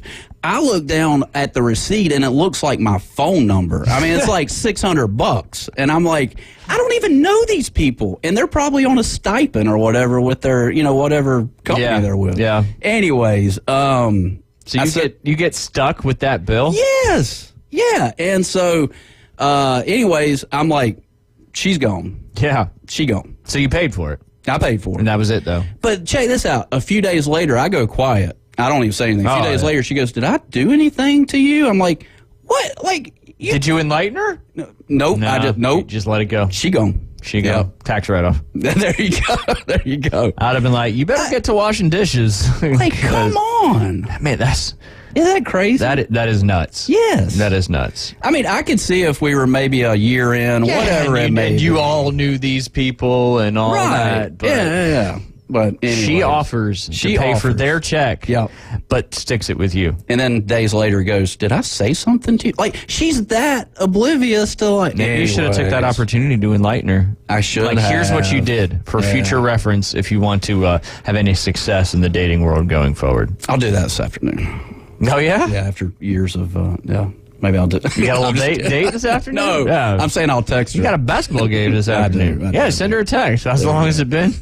It's been a few years. A few years? Yeah. Well, Peachtree City, Georgia, so it had to at least been 4 years. Oh, yeah. But anyways. You should. It's just crazy, man. Yeah, that's like, surprising. It's But then again, this day and age, nothing seems to surprise me. I mean, look what happened yesterday in the draft.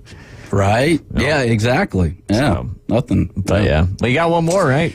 All right. I don't have any out because this is more fun just to listen to you tell real life stories than me find, again, somebody breaking the world record for the most owl pellets dissected or something like that. Right. No, a few years ago, ended up in Jeff Foxworthy had a golf tournament at Canongate Golf Club, and so he partnered with a guy named Rocky King, and Rocky King was a professional wrestler back in the day. He just passed away 2 years ago. But anyways, I ended up in the ring. Like, check this out. You got to kind of paint the picture here. But you got to. I'm in this wrestling rink outside. It's a beautiful spring day. They're doing some wrestling matches, and you got the golf course right, next to the wrestling rink. Yep. They built this wrestling rink. So you got me, Jeff Foxworthy, Brian Jordan. Now there's a shotgun start, so Jeff Foxworthy says, "Hey, look, we're going to do an actual shotgun start." And so Otis Nixon has the shotgun, which everybody rememers Otis Nixon if you're a Braves fan. Of course. And there was another gentleman who was Tyler Perry's, Trey Williamson. He was on the Tyler Perry show. So I'm in the ring with these guys, and we're trying to get this thing all going. But I had one of those moments where I'm like, am I standing in a wrestling rink with Jeff Foxworthy and like a couple of Braves, and Otis Nixon has a shotgun in his hand? But anyways, it was an interesting deal. But no, I mean, I was just reading up on Rocky King a little bit. He was a wrestler that was homeless back in his career. And then he started hanging out with other wrestlers, and he started wrestling in 1985 in North Carolina. He began his career in the promotion as a jobber. Now, I didn't know what a jobber was, but a jobber is the one that gets beat up in the wrestling ring. Like, he's not going to win any matches. Did not know that. There you go. But anyways, That'd be me. That'd be me too. He quickly improved and was often allowed a lot of offense during his jobber matches. He was frequently opponent of the Four Horsemen. I don't know if you remember the Four Horsemen or not. Absolutely. One of the original kinds. But anyways, King was loosely associated with the Dudes with Attitudes in the early 1990 during their feud with the Four Horsemen. In the late 1990, after Crockett was purchased and renamed into the WCW, which everybody knew from the 90s, King got a gimmick change and became a Little Richard Marley, which is the manager of Michael Hayes and Jimmy Garvin. The Fabulous Freebirds was their tag team duo. Yeah. He helped them in their feud with the Southern Boys for a couple of months. At Starrcade in 1990, he inadvertently cost the Freebirds their match against Tommy Rich and Ricky Morton. I remember those guys' names. After the match, the Freebirds attacked him. He then went back to the wrestling as Rocky King, and then King became a WCW referee before retiring in 1998. But anyways, got a chance to kind of hang out with Rocky back in 2019, and him and Foxworthy basically teamed up together and helped a lot of homeless people up in the Atlanta area, and That's awesome. It was a pretty cool event just to kind of be a part of. Well, that's one of the cool things about, being in the golf business is you just never know who you're going to run into or who you get connected to. And I mean, that's certainly one of them. That's for sure. Now, were you actually in the ring wrestling during this? No. Okay. I was just going over like the scramble format and just kind of doing like that. But I remember after we got all the players out, Foxworthy come up to me. He goes, "Jay, where are you from?" I said, "Griffin, Georgia." And he said, "Well, we sure do have a lot of rednecks over there, don't we?" I said, "Yes, sir, we do." Was your SAT score lower than 1,000? You might be a redneck. That's right. Was it him that did the "you might be a redneck"? Yeah. Or was that Ingvall? No, that was Foxworthy. Okay. Yeah. I can see something like that coming to fruition. That's for sure. And he was clean. I mean, he was such a clean, comedian. Kind of like Dusty Slade. Yeah, I'm looking forward to watching him tonight over there at the Captain Anderson's Event Center. Just some funny stuff. People were texting me in. The Falcons GM, when he finds out the NFL isn't a Superflex league, he's kind of very surprised, like, wait, what happened? And then, of course, the Raiders, their management, ownership, and all that, when they saw, knowing that they were most likely going to take Bo Nix and how big of a reach that was after they saw the Falcons take Penix, they're like, oh, okay, no one's going to talk about the Bo Nix thing. So that actually worked out really, really good there for the Raiders. We got a few more minutes left in this Afternoon Delight segment. Is there anything that comes off your mind, your top here? We're talking about the golf business and crazy stuff you do, like as for member guests and things. Is there anything that, in your career in golf, when you were in ops, anything that you guys did that was really outside of the box or kind of funny and crazy? I'll tell a quick one. Actually, it was over when I was over with Watersound, and specifically at Shark's Tooth. We did the member guest, which they called, was it Shark Fest? And instead of a mechanical bull, me and the food and beverage manager stumbled across a mechanical shark.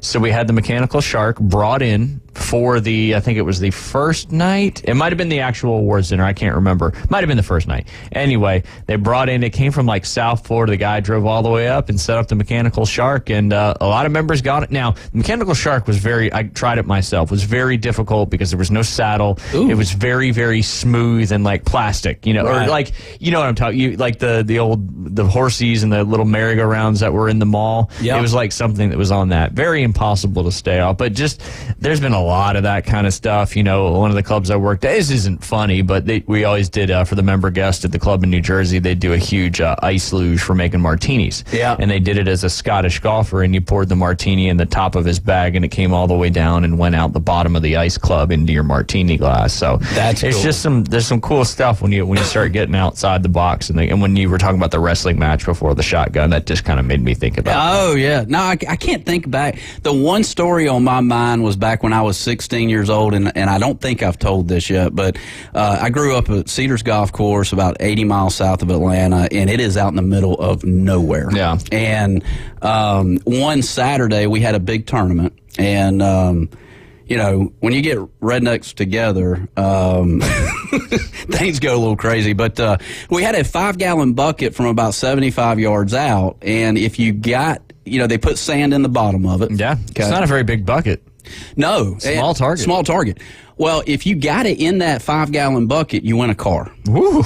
Yeah. So I ended up making it like early on in the morning at like 10 a.m. and at 4 p.m. the last person to make it was going to be able to win the car. So by that point I had done called Mom, Dad. I've done called everybody. I'm like, look, I'm going to win a car. Yeah. I'm 16 years old. This is great. I know where this is going. I feel sad. Yeah, so at 3:50, come on, my whole family's there. They're like, whatever. But listen now, the car has not been seen. It's not on property yet. Ooh, okay. Yeah. And so at 3:50, this gentleman ends up making it in the 5-gallon bucket. Oh, it gets a little better. So so he ends up winning it. So at 4 o'clock, dude. The wrecker comes in and brings a 1973 Ford Pinto, puke green. Nice. Brings it in, and he's like, this is the car that you've won. No lie, dude. And so it gets even better. The fact is like the guy goes to crank it about 4:15 to crank it off the lot. Yeah. Doesn't crank. Has to call that wrecker service to come back in and take it to his house.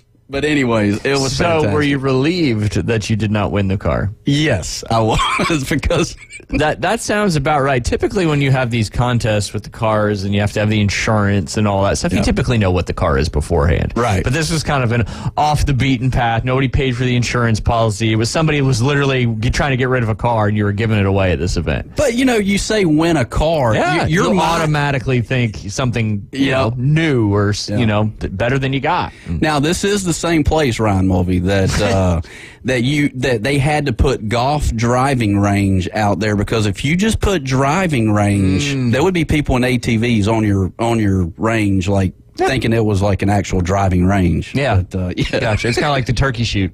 Right. You're not actually shooting turkeys. You're just trying to shoot something to get a turkey. There you go. Still disappointed about that. I am too. Yeah. Yeah. But yeah, I mean, man, you almost had yourself a 1974 puke green Pinto. Yep. Almost. And Ford made that back in the day. That didn't crank, nonetheless. Nope. Wonder whatever happened with it. I don't know. I don't know. I just know. Did you know the gentleman who won it? Yes, I did. I do remember. His name was Don. Don. Old Don. He ended up with it. The fact is, though, is like, you know what I'm saying? You've got your whole family out there. My friends are out there. Cliff's out there. Cliff. Right? Oh, yeah. Oh, man. Yeah. We got to get Cliff on the line and just let y'all talk about stories, because it seems like he's been there for every one of these. Was Cliff was not there for the $600 check that you had to pay? No, but he did find out about that shortly after she went home. Yeah. There you go. I was like, what in the world? I bet you that was so did you drive? And he's my CPA. What's that? Did you drive? To the restaurant? No, it was a walkover from where I was living. That was a good walk. Okay. Yeah. So you just parted ways? Or? Yeah. Absolutely. Well, have a good night. We'll see you later. Shake her hand at the front door. She's like, wait, what? I don't get people sometimes. Beer's good. People are crazy. Yeah. Yeah. I think there's another line in there, but that's okay. Man, there's just so much more as we learn and peel back the Jay Henley onion. Well, keep going. That it all makes sense. Yeah. It all makes sense. You're shaped with your experiences along the journey, and your experiences seem second to none, that's for sure. Yeah, it's Afternoon Delight Debrief. There you go. Yeah. Absolutely. Earl will be joining us when we get back, talking about stories. Hopefully he's got a couple good ones for us.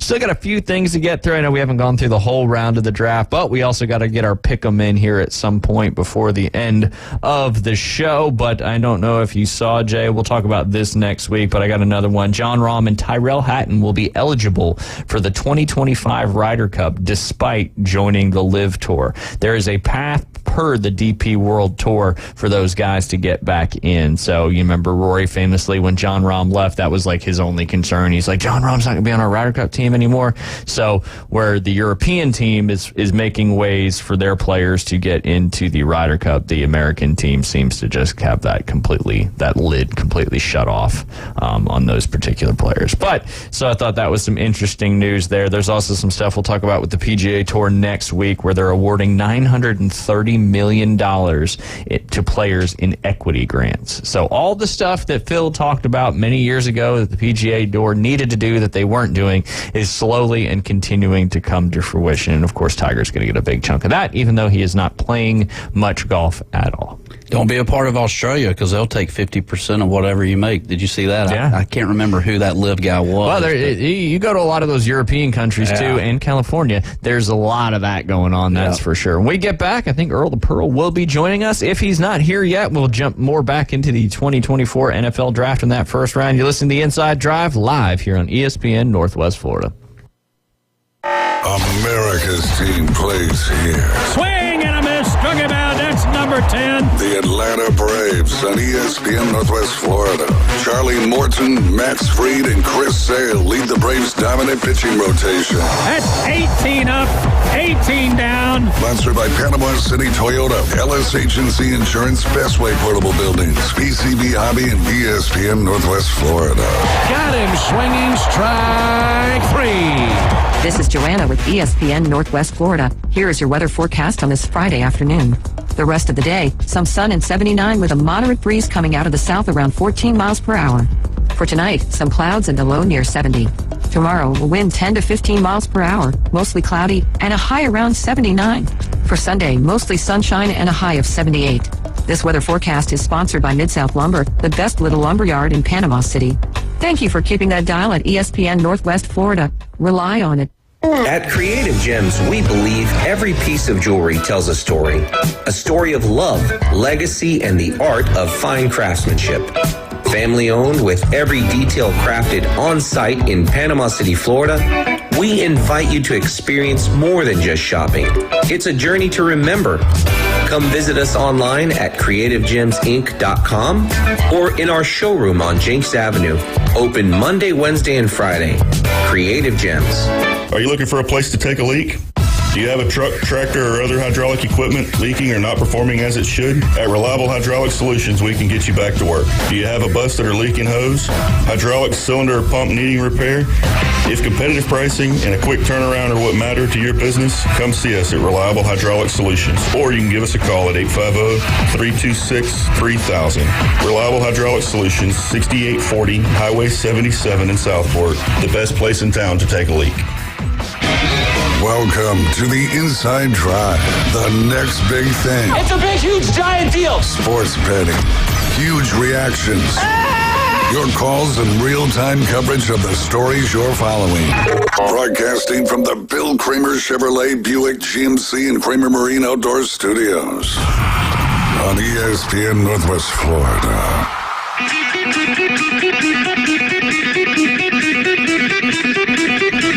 Man, Jay, you really increased your ability to play the guitar there. A little finger tapping going on. Impressive. You went from the acoustic Taylor to the electric. Plugged it right into the vMix board there.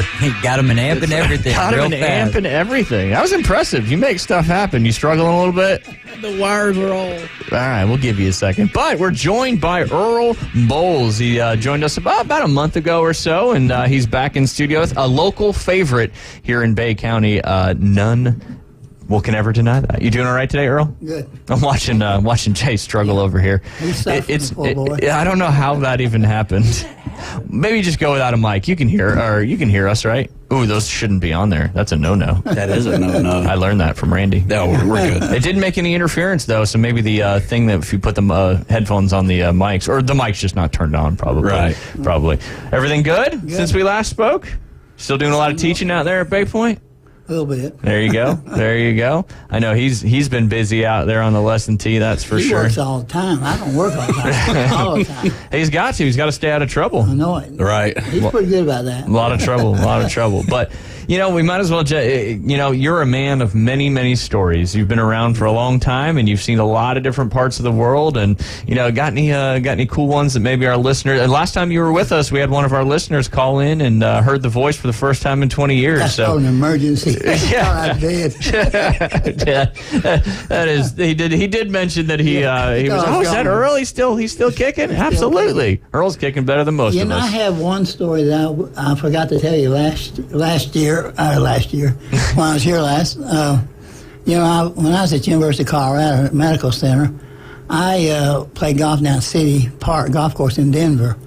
And guess who I played golf with? Joe Lewis. Joe Lewis. That shows you how old I am. That's awesome. Joe Lewis and I played, and the thing about it is that he was a pretty good golfer, but he had hands big as twice of mine and yours. One hand was probably bigger than ours. But anyway, we're sitting talking one day, and it had been raining, number 17, and I said, Joe, who's the toughest fighter you ever fought? He looked at me real funny and said, Earl, Max Smellen, the German, said he about beat me to death in the first round, but says, I got even with him next year. Big hands. So he had big hands, and he was a good fighter. How did you end up coming across him and playing golf with him? I used to go down and practice a little bit before I went out on tour, and I'd practice, and he just happened to show up and wanted somebody to play with. So I said, hey, play with Earl. He'll pay you for some cash. So we ended up playing. The root of golf. I wish I had kept his money and made him sign it. Yeah, absolutely. I mean, I'm always doing stuff late. I'm always coming late. That's all right. No, what is it? Never, always a bridesmaid, never a bride. There you go. Yeah. And Sonny Liston, Sonny Liston. Absolutely. He's come down. You should see him work out. It's the funniest thing. These heavyweights, all they do is pick up 2 bricks in both hands and have some weights on their legs, and they walk around and strut around. It was funny to watch it. Interesting.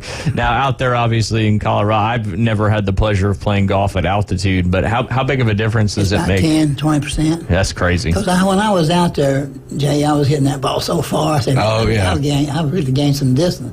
And I go back to Florida, I say, whoa, there's nothing. I'm losing 20 yards. Right. Well, that's what Jay talks about all the time. I mean, here where we are at sea level, lots of humidity. I mean, this is one of the places that the ball really, if you can hit the ball 300 plus here, you can hit the ball a long way. Yeah. Well, Gavin hits on 320, 330. Oh, shit. It makes me throw up. He hits it so hard. Right. He's got a lot of power behind that ball. That is for sure. That is for sure. But, it's a big difference in altitude makes a big difference. Yeah, absolutely. You have to factor that in when you're playing tournaments too, and you factor in the wind, factor in the cold weather, Yeah. Well, that's another thing. I mean, golf's not just getting the yardage right; it's all these other things. And you mentioned cold weather. I mean, that has a direct impact on how far the ball goes because it affects the compression of the ball. There's so many other factors in golf that I think makes it the toughest sport to play at the highest level. No doubt about that. Well, you have to why people take lessons. Right. Yep. And the thing of it is that some people take lessons and doesn't help them a whole lot, but it helps their attitude. Yeah, that's right.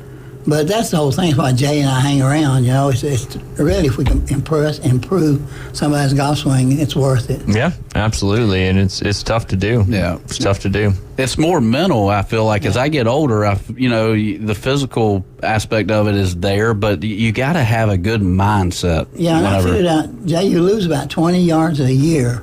The older you get, you lose 10 to 20 yards a year. Yeah. No matter how big you are, you still lose that yardage. Yep. Ball speed. Nowadays, the senior tour, the guys work out every day, and goodness gracious, they're still young at heart, but they hit the ball, but they still, putting is what gets them, that putting gets everybody eventually. Well, in the senior tour, it's still 50 and above, right? Right. So, I mean, there's a big difference between somebody who's 50 to 55 than, 65 to 70. So I feel like the guys on the senior tour, you have a huge advantage coming in on the younger side of things versus on the PGA tour, whatever other tour, when you've got 23, 24, 25s versus a 35-year-old. There's not really, it's more at that time how much effort you're putting into, working out. But on the senior tour, it's a whole other ball game because, and I've dealt with that in club championships and stuff like that. People like, like, well, if it's 50 and above, I don't want to play in the senior division if I'm 65, because 15 years, 50 to 65 is completely different in my mind between 25 and 35 or 40. Yeah, but they're a greedy bunch. They like to, they like to get out there and play. Yeah, absolutely. What are go ahead, Jay? No, I was going to ask, when was your peak, Mr. Earl? When do you feel like you were at? Because weren't you in your 40s when you felt like you were? I played really good. I was in between 35 and 40. Yeah. I won about 27 amateur tournaments. My wife was so gracious and made me a scrapbook, but she put about half of them in there. But one day I shot 60, and I like to pass out. I said, I'm going to do that good. Whew. Wow. That was pretty good. I used to play. I can't play anymore. Were you just not even thinking, just swinging the club when you do stuff like that? Well, it was real funny. When I was in Harlan, Kentucky, I used to play a lot of tournaments and stuff. And those mountain courses, you go up and down, up and down. You talk about selecting clubs. You had to have the right frame of mind. Absolutely. Well, I've had some good old times out there, we used to have the Calcuttas. You remember those? Oh, yeah. And, absolutely.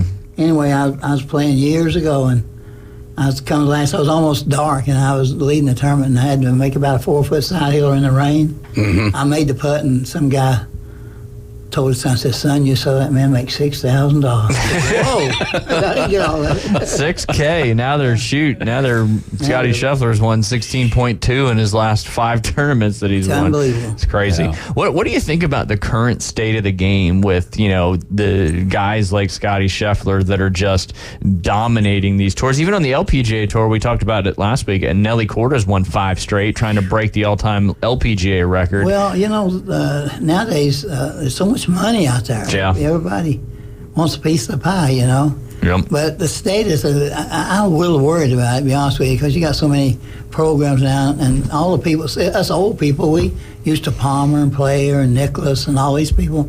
Now they don't, the people I know, Scheffler a little bit, those people you really don't know. Yep, absolutely. We're kind of getting to that. You don't really feel like watching TV. Yeah. Yep, absolutely. I mean, and that's, the current state of golf is an interesting place, that's for sure. And, there, like you said, there's just so much money to be had. We had Coach Jones, Trey Jones from FSU's men's golf team on yesterday, and we were talking about that PGA Tour U, where you can get, the number one guy on the PGA Tour rankings coming out of college gets a tour card, and then I think it's the 2nd through 5 get their Korn Ferry tour card, and then they kind of keep going all the way down. So it is nice you're seeing other avenues for players to get to the tours, to these professional tours, than before, where I remember the days where you could actually go and just try to qualify for the PGA Tour without having to go through the Korn Ferry, the PGA Tour Americas, and now it's so, just like everything else, it's so money driven. And they just announced, we haven't talked about it yet, but the PGA Tour has given $930 million worth of equity to players, and that's just a direct result of what's probably been going on behind the scenes for so long, that guys like Phil Mickelson and stuff like that, we're talking about just their quote-unquote fair share of what the tour was bringing in. So, well, Phil Mickelson and those guys, they went overseas and got all that money, and the other people would go over there, but they respect the PGA Tour. Yeah. And somebody's got to look out after Roy McIlroy. He does, He's on the board this year again. So yeah, I think he got off, but he's going back on again as well. I guess he heard too much bad stuff. Yeah, who knows? I think he may actually been trying to bridge that gap between the two of them. But you deal with the recreational side of golf quite a bit, as does Jay, with you both teaching. Do you think the stuff going on with the current state of golf will affect the recreational side, or is that just completely separate from the pro tours? I don't know. What do you think, Jay? Well, like this Miles Russell kid, and I don't know if you're familiar, but the 15-year-old that went on to the Korn Ferry Tour last week, got a top 20 finish, made the cut. Is that something back in your day, Earl, that you would have ever seen? Never heard of it. Yeah. You never heard something like that. But you have to remember, too, back in my days, we had woods, wooden-headed woods, and real heavy irons and heavy shafts. Right. And the balls you couldn't hit them anywhere. They just, you go out there, and they had good stop to them. Tyler's made good stop balls, but, man. Yeah, technology certainly changed it, and I think the game back then. I think you've got more people playing it now, and it's extremely competitive now.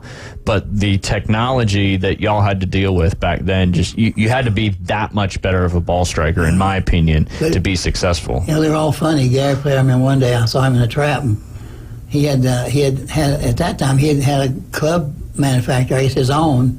Well, he did have his own. And then he's down the bottom of that truck with a big old headed sandwich I had never seen before, but he wasn't getting the ball out. You know, they were brass. Was it the alien wedge?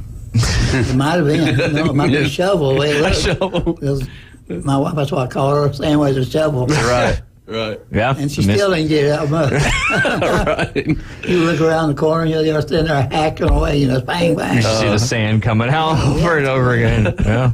Finally, she picks it up and throws it out. Then she's out. Yeah, that's a relaxed rule of golf now. Right. You get one shot. If you get it out, and just take your penalty and drop it. There you go. But that's the recreational side of things, and making it more fun, because that's what it's all about. Yeah, people aren't happy like they used to be. Back in my day, and people were a little different. People are friendly, they're nice, but now it seems like since the world's the way it is, that everybody's at each other's throats. Yeah. It's so sad. Yeah. Everybody just needs to take a step back and be grateful for everything that they get. I get up, I say, thank you, Lord, I'm living. Right. That's the most important thing. It's as simple as that. It is. It's perspective and expectations. That's for sure. It is. That's for sure.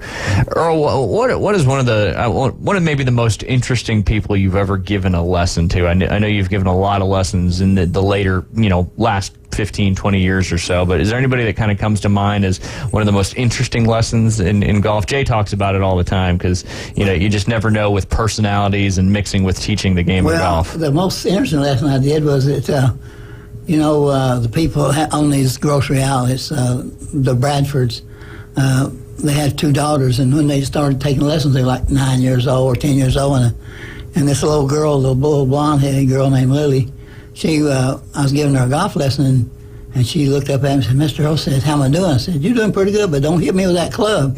But anyway, I put the ball on the tee, and I said, don't swing yet. She accidentally swung, hit my leg, and almost brain. I said, oh, that don't hurt. She cried for a week over that. Oh, but man. that to me, that really stuck out. Yeah. And I love those kids. They were just something else. Absolutely. They are. Their granddad took care of me, bring give them a lesson. I said, no. But,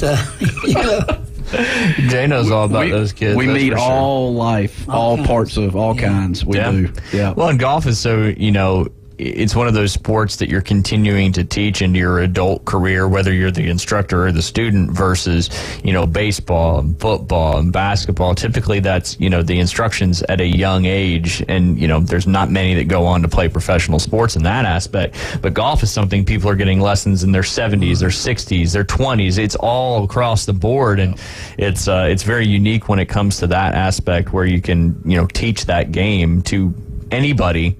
And everybody's got such a different personality, and you gotta learn how people learn in order to get that across to them. Well, we give quite a few 90-year-olds lessons. We went to club.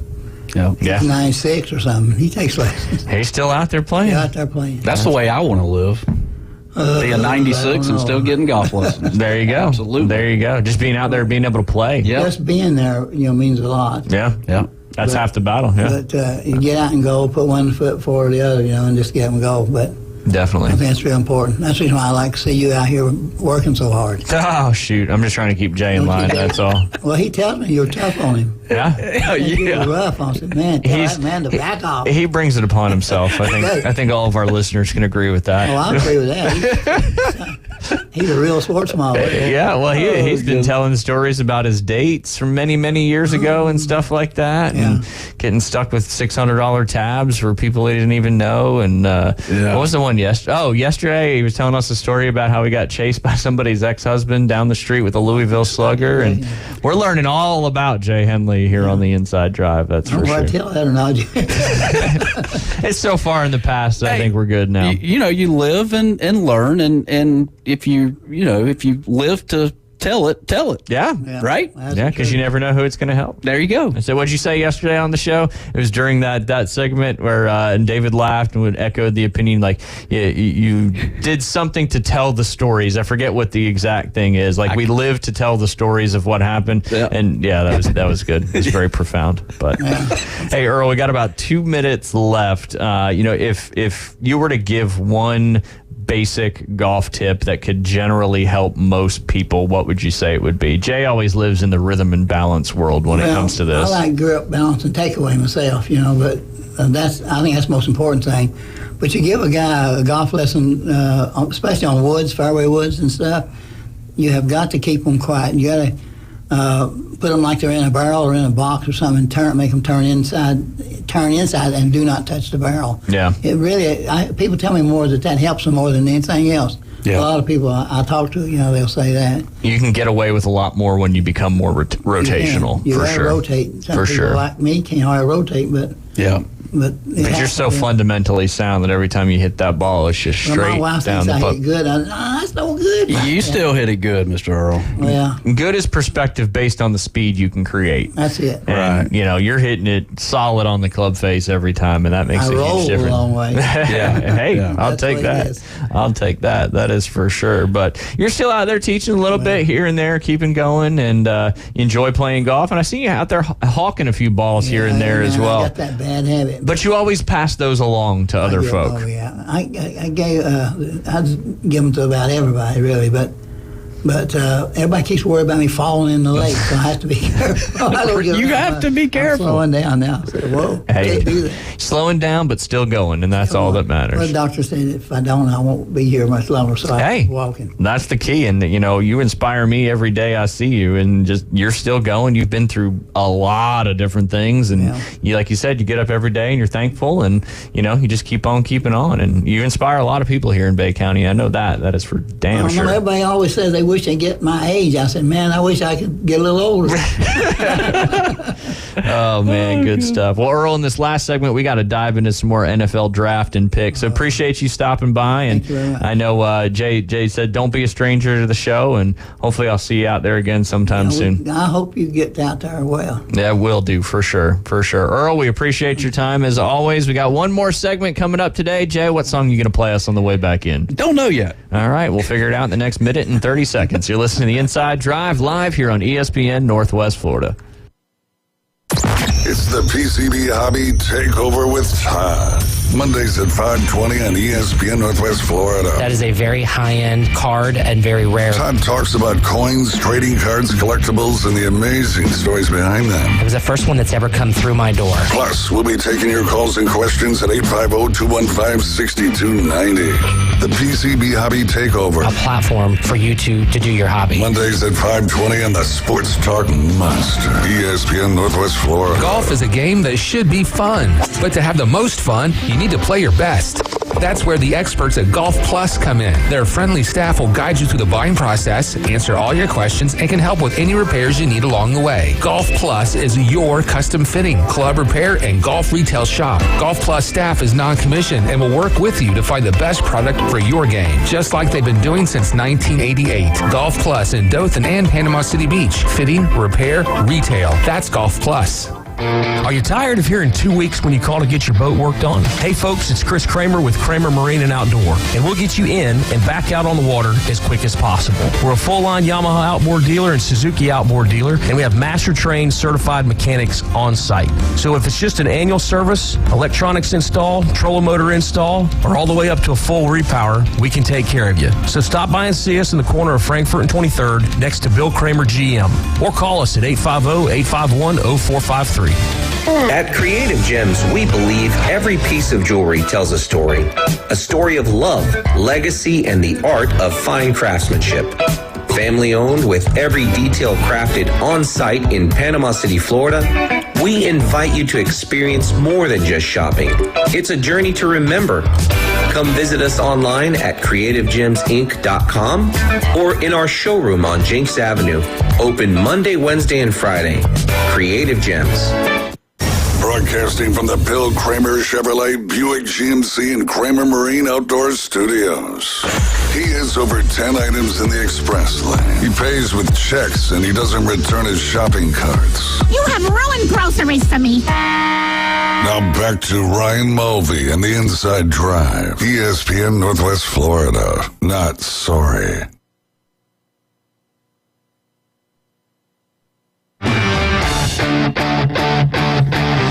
Got him. You're listening to the Inside Drive live here on ESPN Northwest Florida. Apparently, Jay's rocking the electric guitar again in this final segment. You're getting good at that, Jay. Yes, sir. That was Earl Bowles. Hate to have him go so quickly, but I've got a few more things to get to on this fun Friday. One more segment left. Don't forget, you got the Afternoon Underdogs coming up at 4 p.m., and your chance to win another pair of tickets to Wrestling Against Cancer will happen at 5:40 tonight after they dive through all their fun stuff on the 2024 NFL Draft. All right, Jay, we got to get our pick-em in real quick before we talk about maybe a couple other things, depending on how long it takes.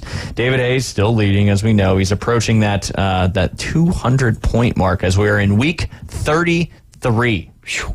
Getting close to 52 here pretty soon. Yeah, no kidding. Getting close to 52 on our show. Right? It's like a whole PGA Tour season. That's right. Yeah. I don't know. The PGA Tour season nowadays, they have all these weird events and stuff. Elevated signature. I don't know. I don't even know when the season starts anymore. Right, same. All right. First question, or first game, quote unquote, that we are going to pick tonight. That is going to be who goes first in the second round of the 2024 draft. Your Buffalo Bills are technically on the clock.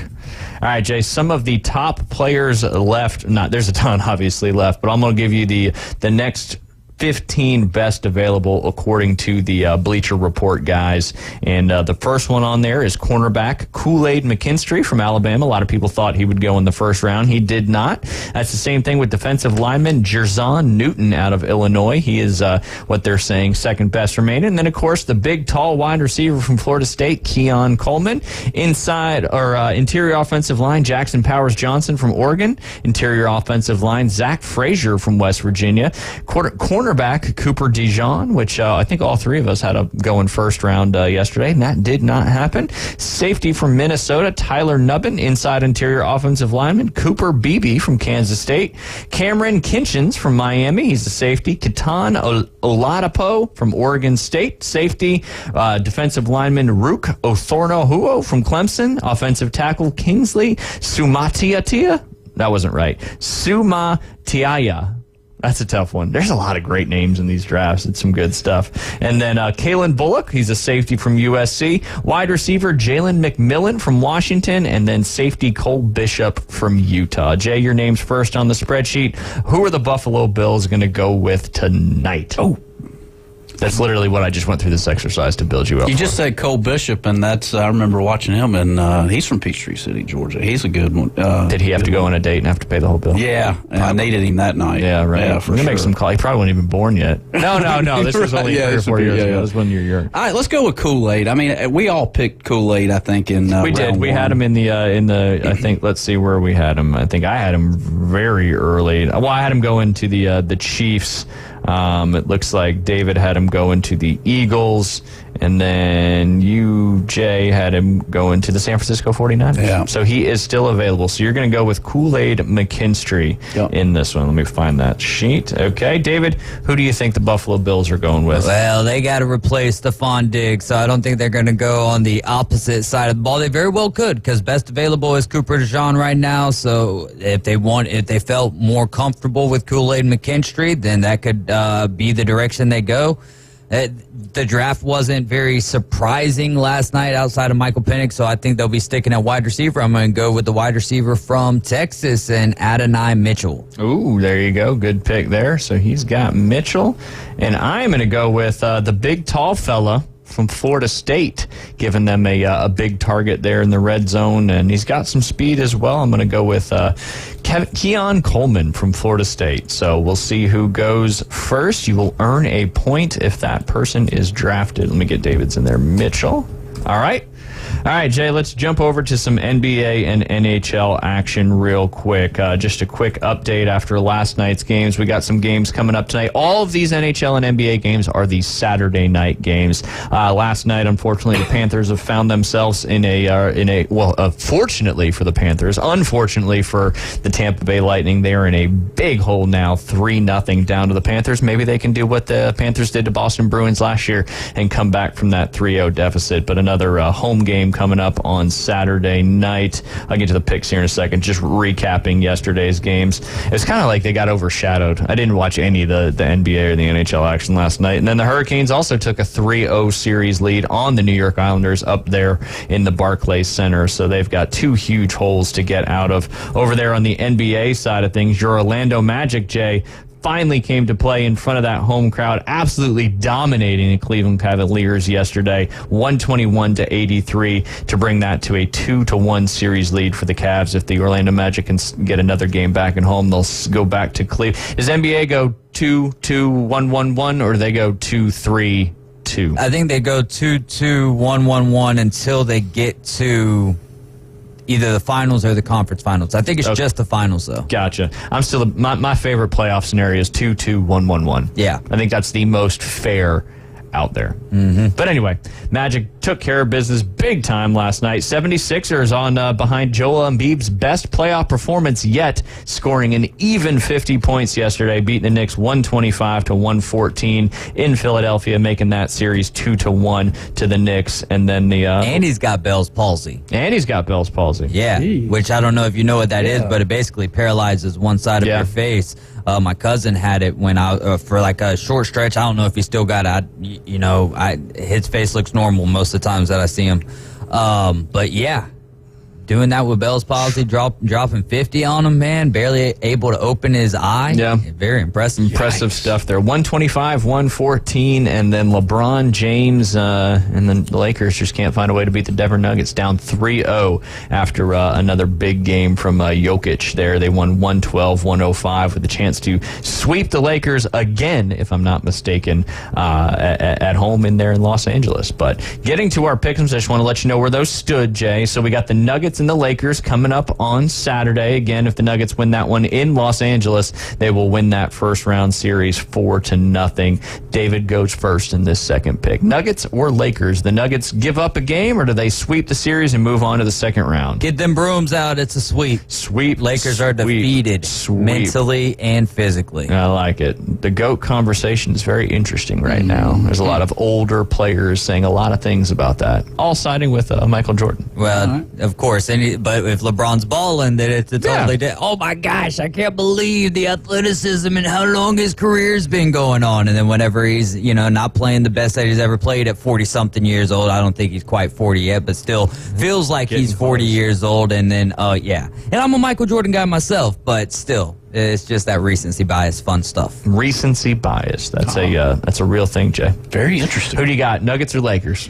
I'll go with Nuggets. I think they sweep the Lakers, even though they are in Los Angeles. But I think they're done. Yeah. They're toast. Well, I meant to say, too, I'm going with the Nuggets as well. So, all right, next is the top of the order to me. You got the Celtics and the Heat. The Celtics were able to steal a game there. That series is tied. It's tied 1-1 going into that Saturday game. And a lot of critics getting out in the Celtics, a lot of holes in that defense. And the Heat are kind of finding a way to make some. Again, it's only 1-1 in that one. Boston's favored by 9.5. I believe they were favored by 14. I think it was it was the first time a team that was ever favored by that many or an underdog by that many points won by more than 10. So good money line bet if you did it there. You got the Celtics at the Heat, 5 p.m. on Saturday. I'm going to take the Heat in this one. I think they get the first game down there in Miami and then have a chance to go up before they go back to Boston. I'm going to go with the Heat in that one. Jay, who you taking? I'm going to go the luck of the Irish. I'm going to go Celtics. Right. Yeah, I like the Celtics here in Game 3. Might be thinking a little differently when it comes to Game 4. We'll see. Yeah, we'll see what happens. Again, these games are all on Saturday. And then the last NBA game we are picking, that's the Cavs and the Magic. Jay, can the Magic continue the magic that they didn't have those first two games, but simply found that in that Game 3 last night? What do you like? The Cavs are too much for Orlando, unfortunately. I know. It's your team. You've been there. You've been there. All right, David, what do you think? Yeah, we'll go with the Cavs there as well. Yeah. I'm gonna go with the Orlando Magic. Dare to be different, right? They're gonna pick up some steam here and make some stuff happen. All right, next 4 games are all going to be NHL games, all on Saturday, and some of them are very, very important because 2 out of these 3 games, the series can be over come Saturday night. So we're going to start with the Hurricanes at the Islanders. Hurricanes win that game. They move on to the second round. David, it is your turn to pick. Oh, man, this is tough. Who won the game last night? Do you know? Yeah, they're up 3-0. The Hurricanes are. Hurricanes are? Then I'll say they sweep it out. All right, Canes. I want to not agree with that, but I'm going to agree with that. I think the Carolina Hurricanes are just too strong, and even though it's up there in the Barclays Center and making some stuff happen, I think the Canes get that one done. What do you think, Jay Henley? Let me roll the dice. That does not sound like dice rolling at all. We're going to skip over that. All right, the Panthers at the Lightning. Can the Lightning stave off being swept by their in-state rival, the House Money Cats? I believe it's my turn to take this one. I'm going to, that futures bet was I was really liking it, but now I'm not liking it so much. I think unfortunately the Panthers get the sweep in Tampa Bay come this Saturday. What do you think? I keep going with the Lightning, and I'm going to stick with it. Let's go Tampa Bay. There we go. Love the losses, brother. Got to keep it up. Man, this one's really tough. With it being in Tampa, I guess I'll go the opposite of the Islanders and say that Tampa gets a game. We'll hope for the best, prepare for the worst. Hey, they get one. Hey, if anybody knows what it's like to come back from 3-0 deficit, it's the House Money Cats, and maybe that luck will bleed over to those Lightning, and they can make it happen. All right, Bruins at Maple Leafs. That series is 2-1 Bruins, and this is in Toronto. The Maple Leafs are it's very, very close on the money line there. Boston's minus 105, Toronto's minus 115, so pretty much a toss-up game there, Jay. Back to you at the top of the order. Let's go with Boston. Boston. Yeah. Your Boston accent is so good. All right, David, who do you like in this one? We'll go with the Leafs to tie it up at 2. I totally agree with you in that one. I think the Leafs tie it up there and then go have an opportunity to get a lead going back to Boston and getting a lead and having a great series there, having a great show.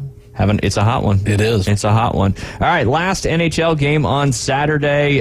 The Stanley Cup defending champions, the 8th seed in the West, already out to a great lead against the Stars, and they're up 2-0, and they're back home. I just don't see a way that the Golden Knights lose this game. I don't know if it's my pick or not, but I'm going with the Golden Knights. I think the Stars, they came in as number 1 seed, playing great, but just something about those Vegas Golden Knights. They find ways to get it done, and I think they actually sweep the series, winning the 2 in Vegas, but we shall see. I'm going to go with the Knights in this one. David, who you got? I'll go with Vegas as well tonight. All right, Jay. Tomorrow.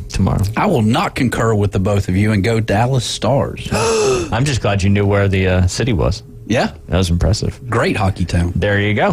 Where's the NASCAR? Great hockey town. Where's the NASCAR race this weekend? I think we're on the concrete mile, the Dover Mile, I believe. Yes. This is the one thing I expect you to be confident about when I ask you the questions, because I don't know. Yes. No, we're Dover. Is it a Dover? Yeah, I like it. Yep. All right. So you got your steady pick. You got Chase Elliott. I've got Joey Logano. And, of course, David Hayes has Denny Hamlin. It is, we'll let David pick first in this one. Who do you like up at the concrete mile? I think we're going to go with the numero uno car up there. Ross Chastain going to be throwing some watermelons around. There you go. Could you imagine if NASCAR was like Mario Kart and that was his little fruit to be dishing out? yeah.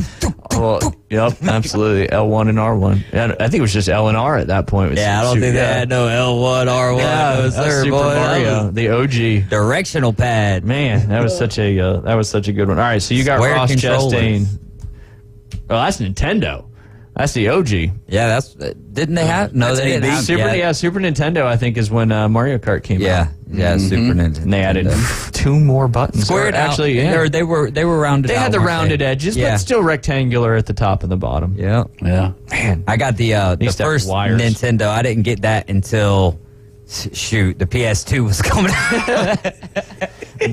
My first ever was the Super Nintendo. All right, I'm gonna take real quick. I'm gonna take my boy. He's got to get me one. Martin Truex.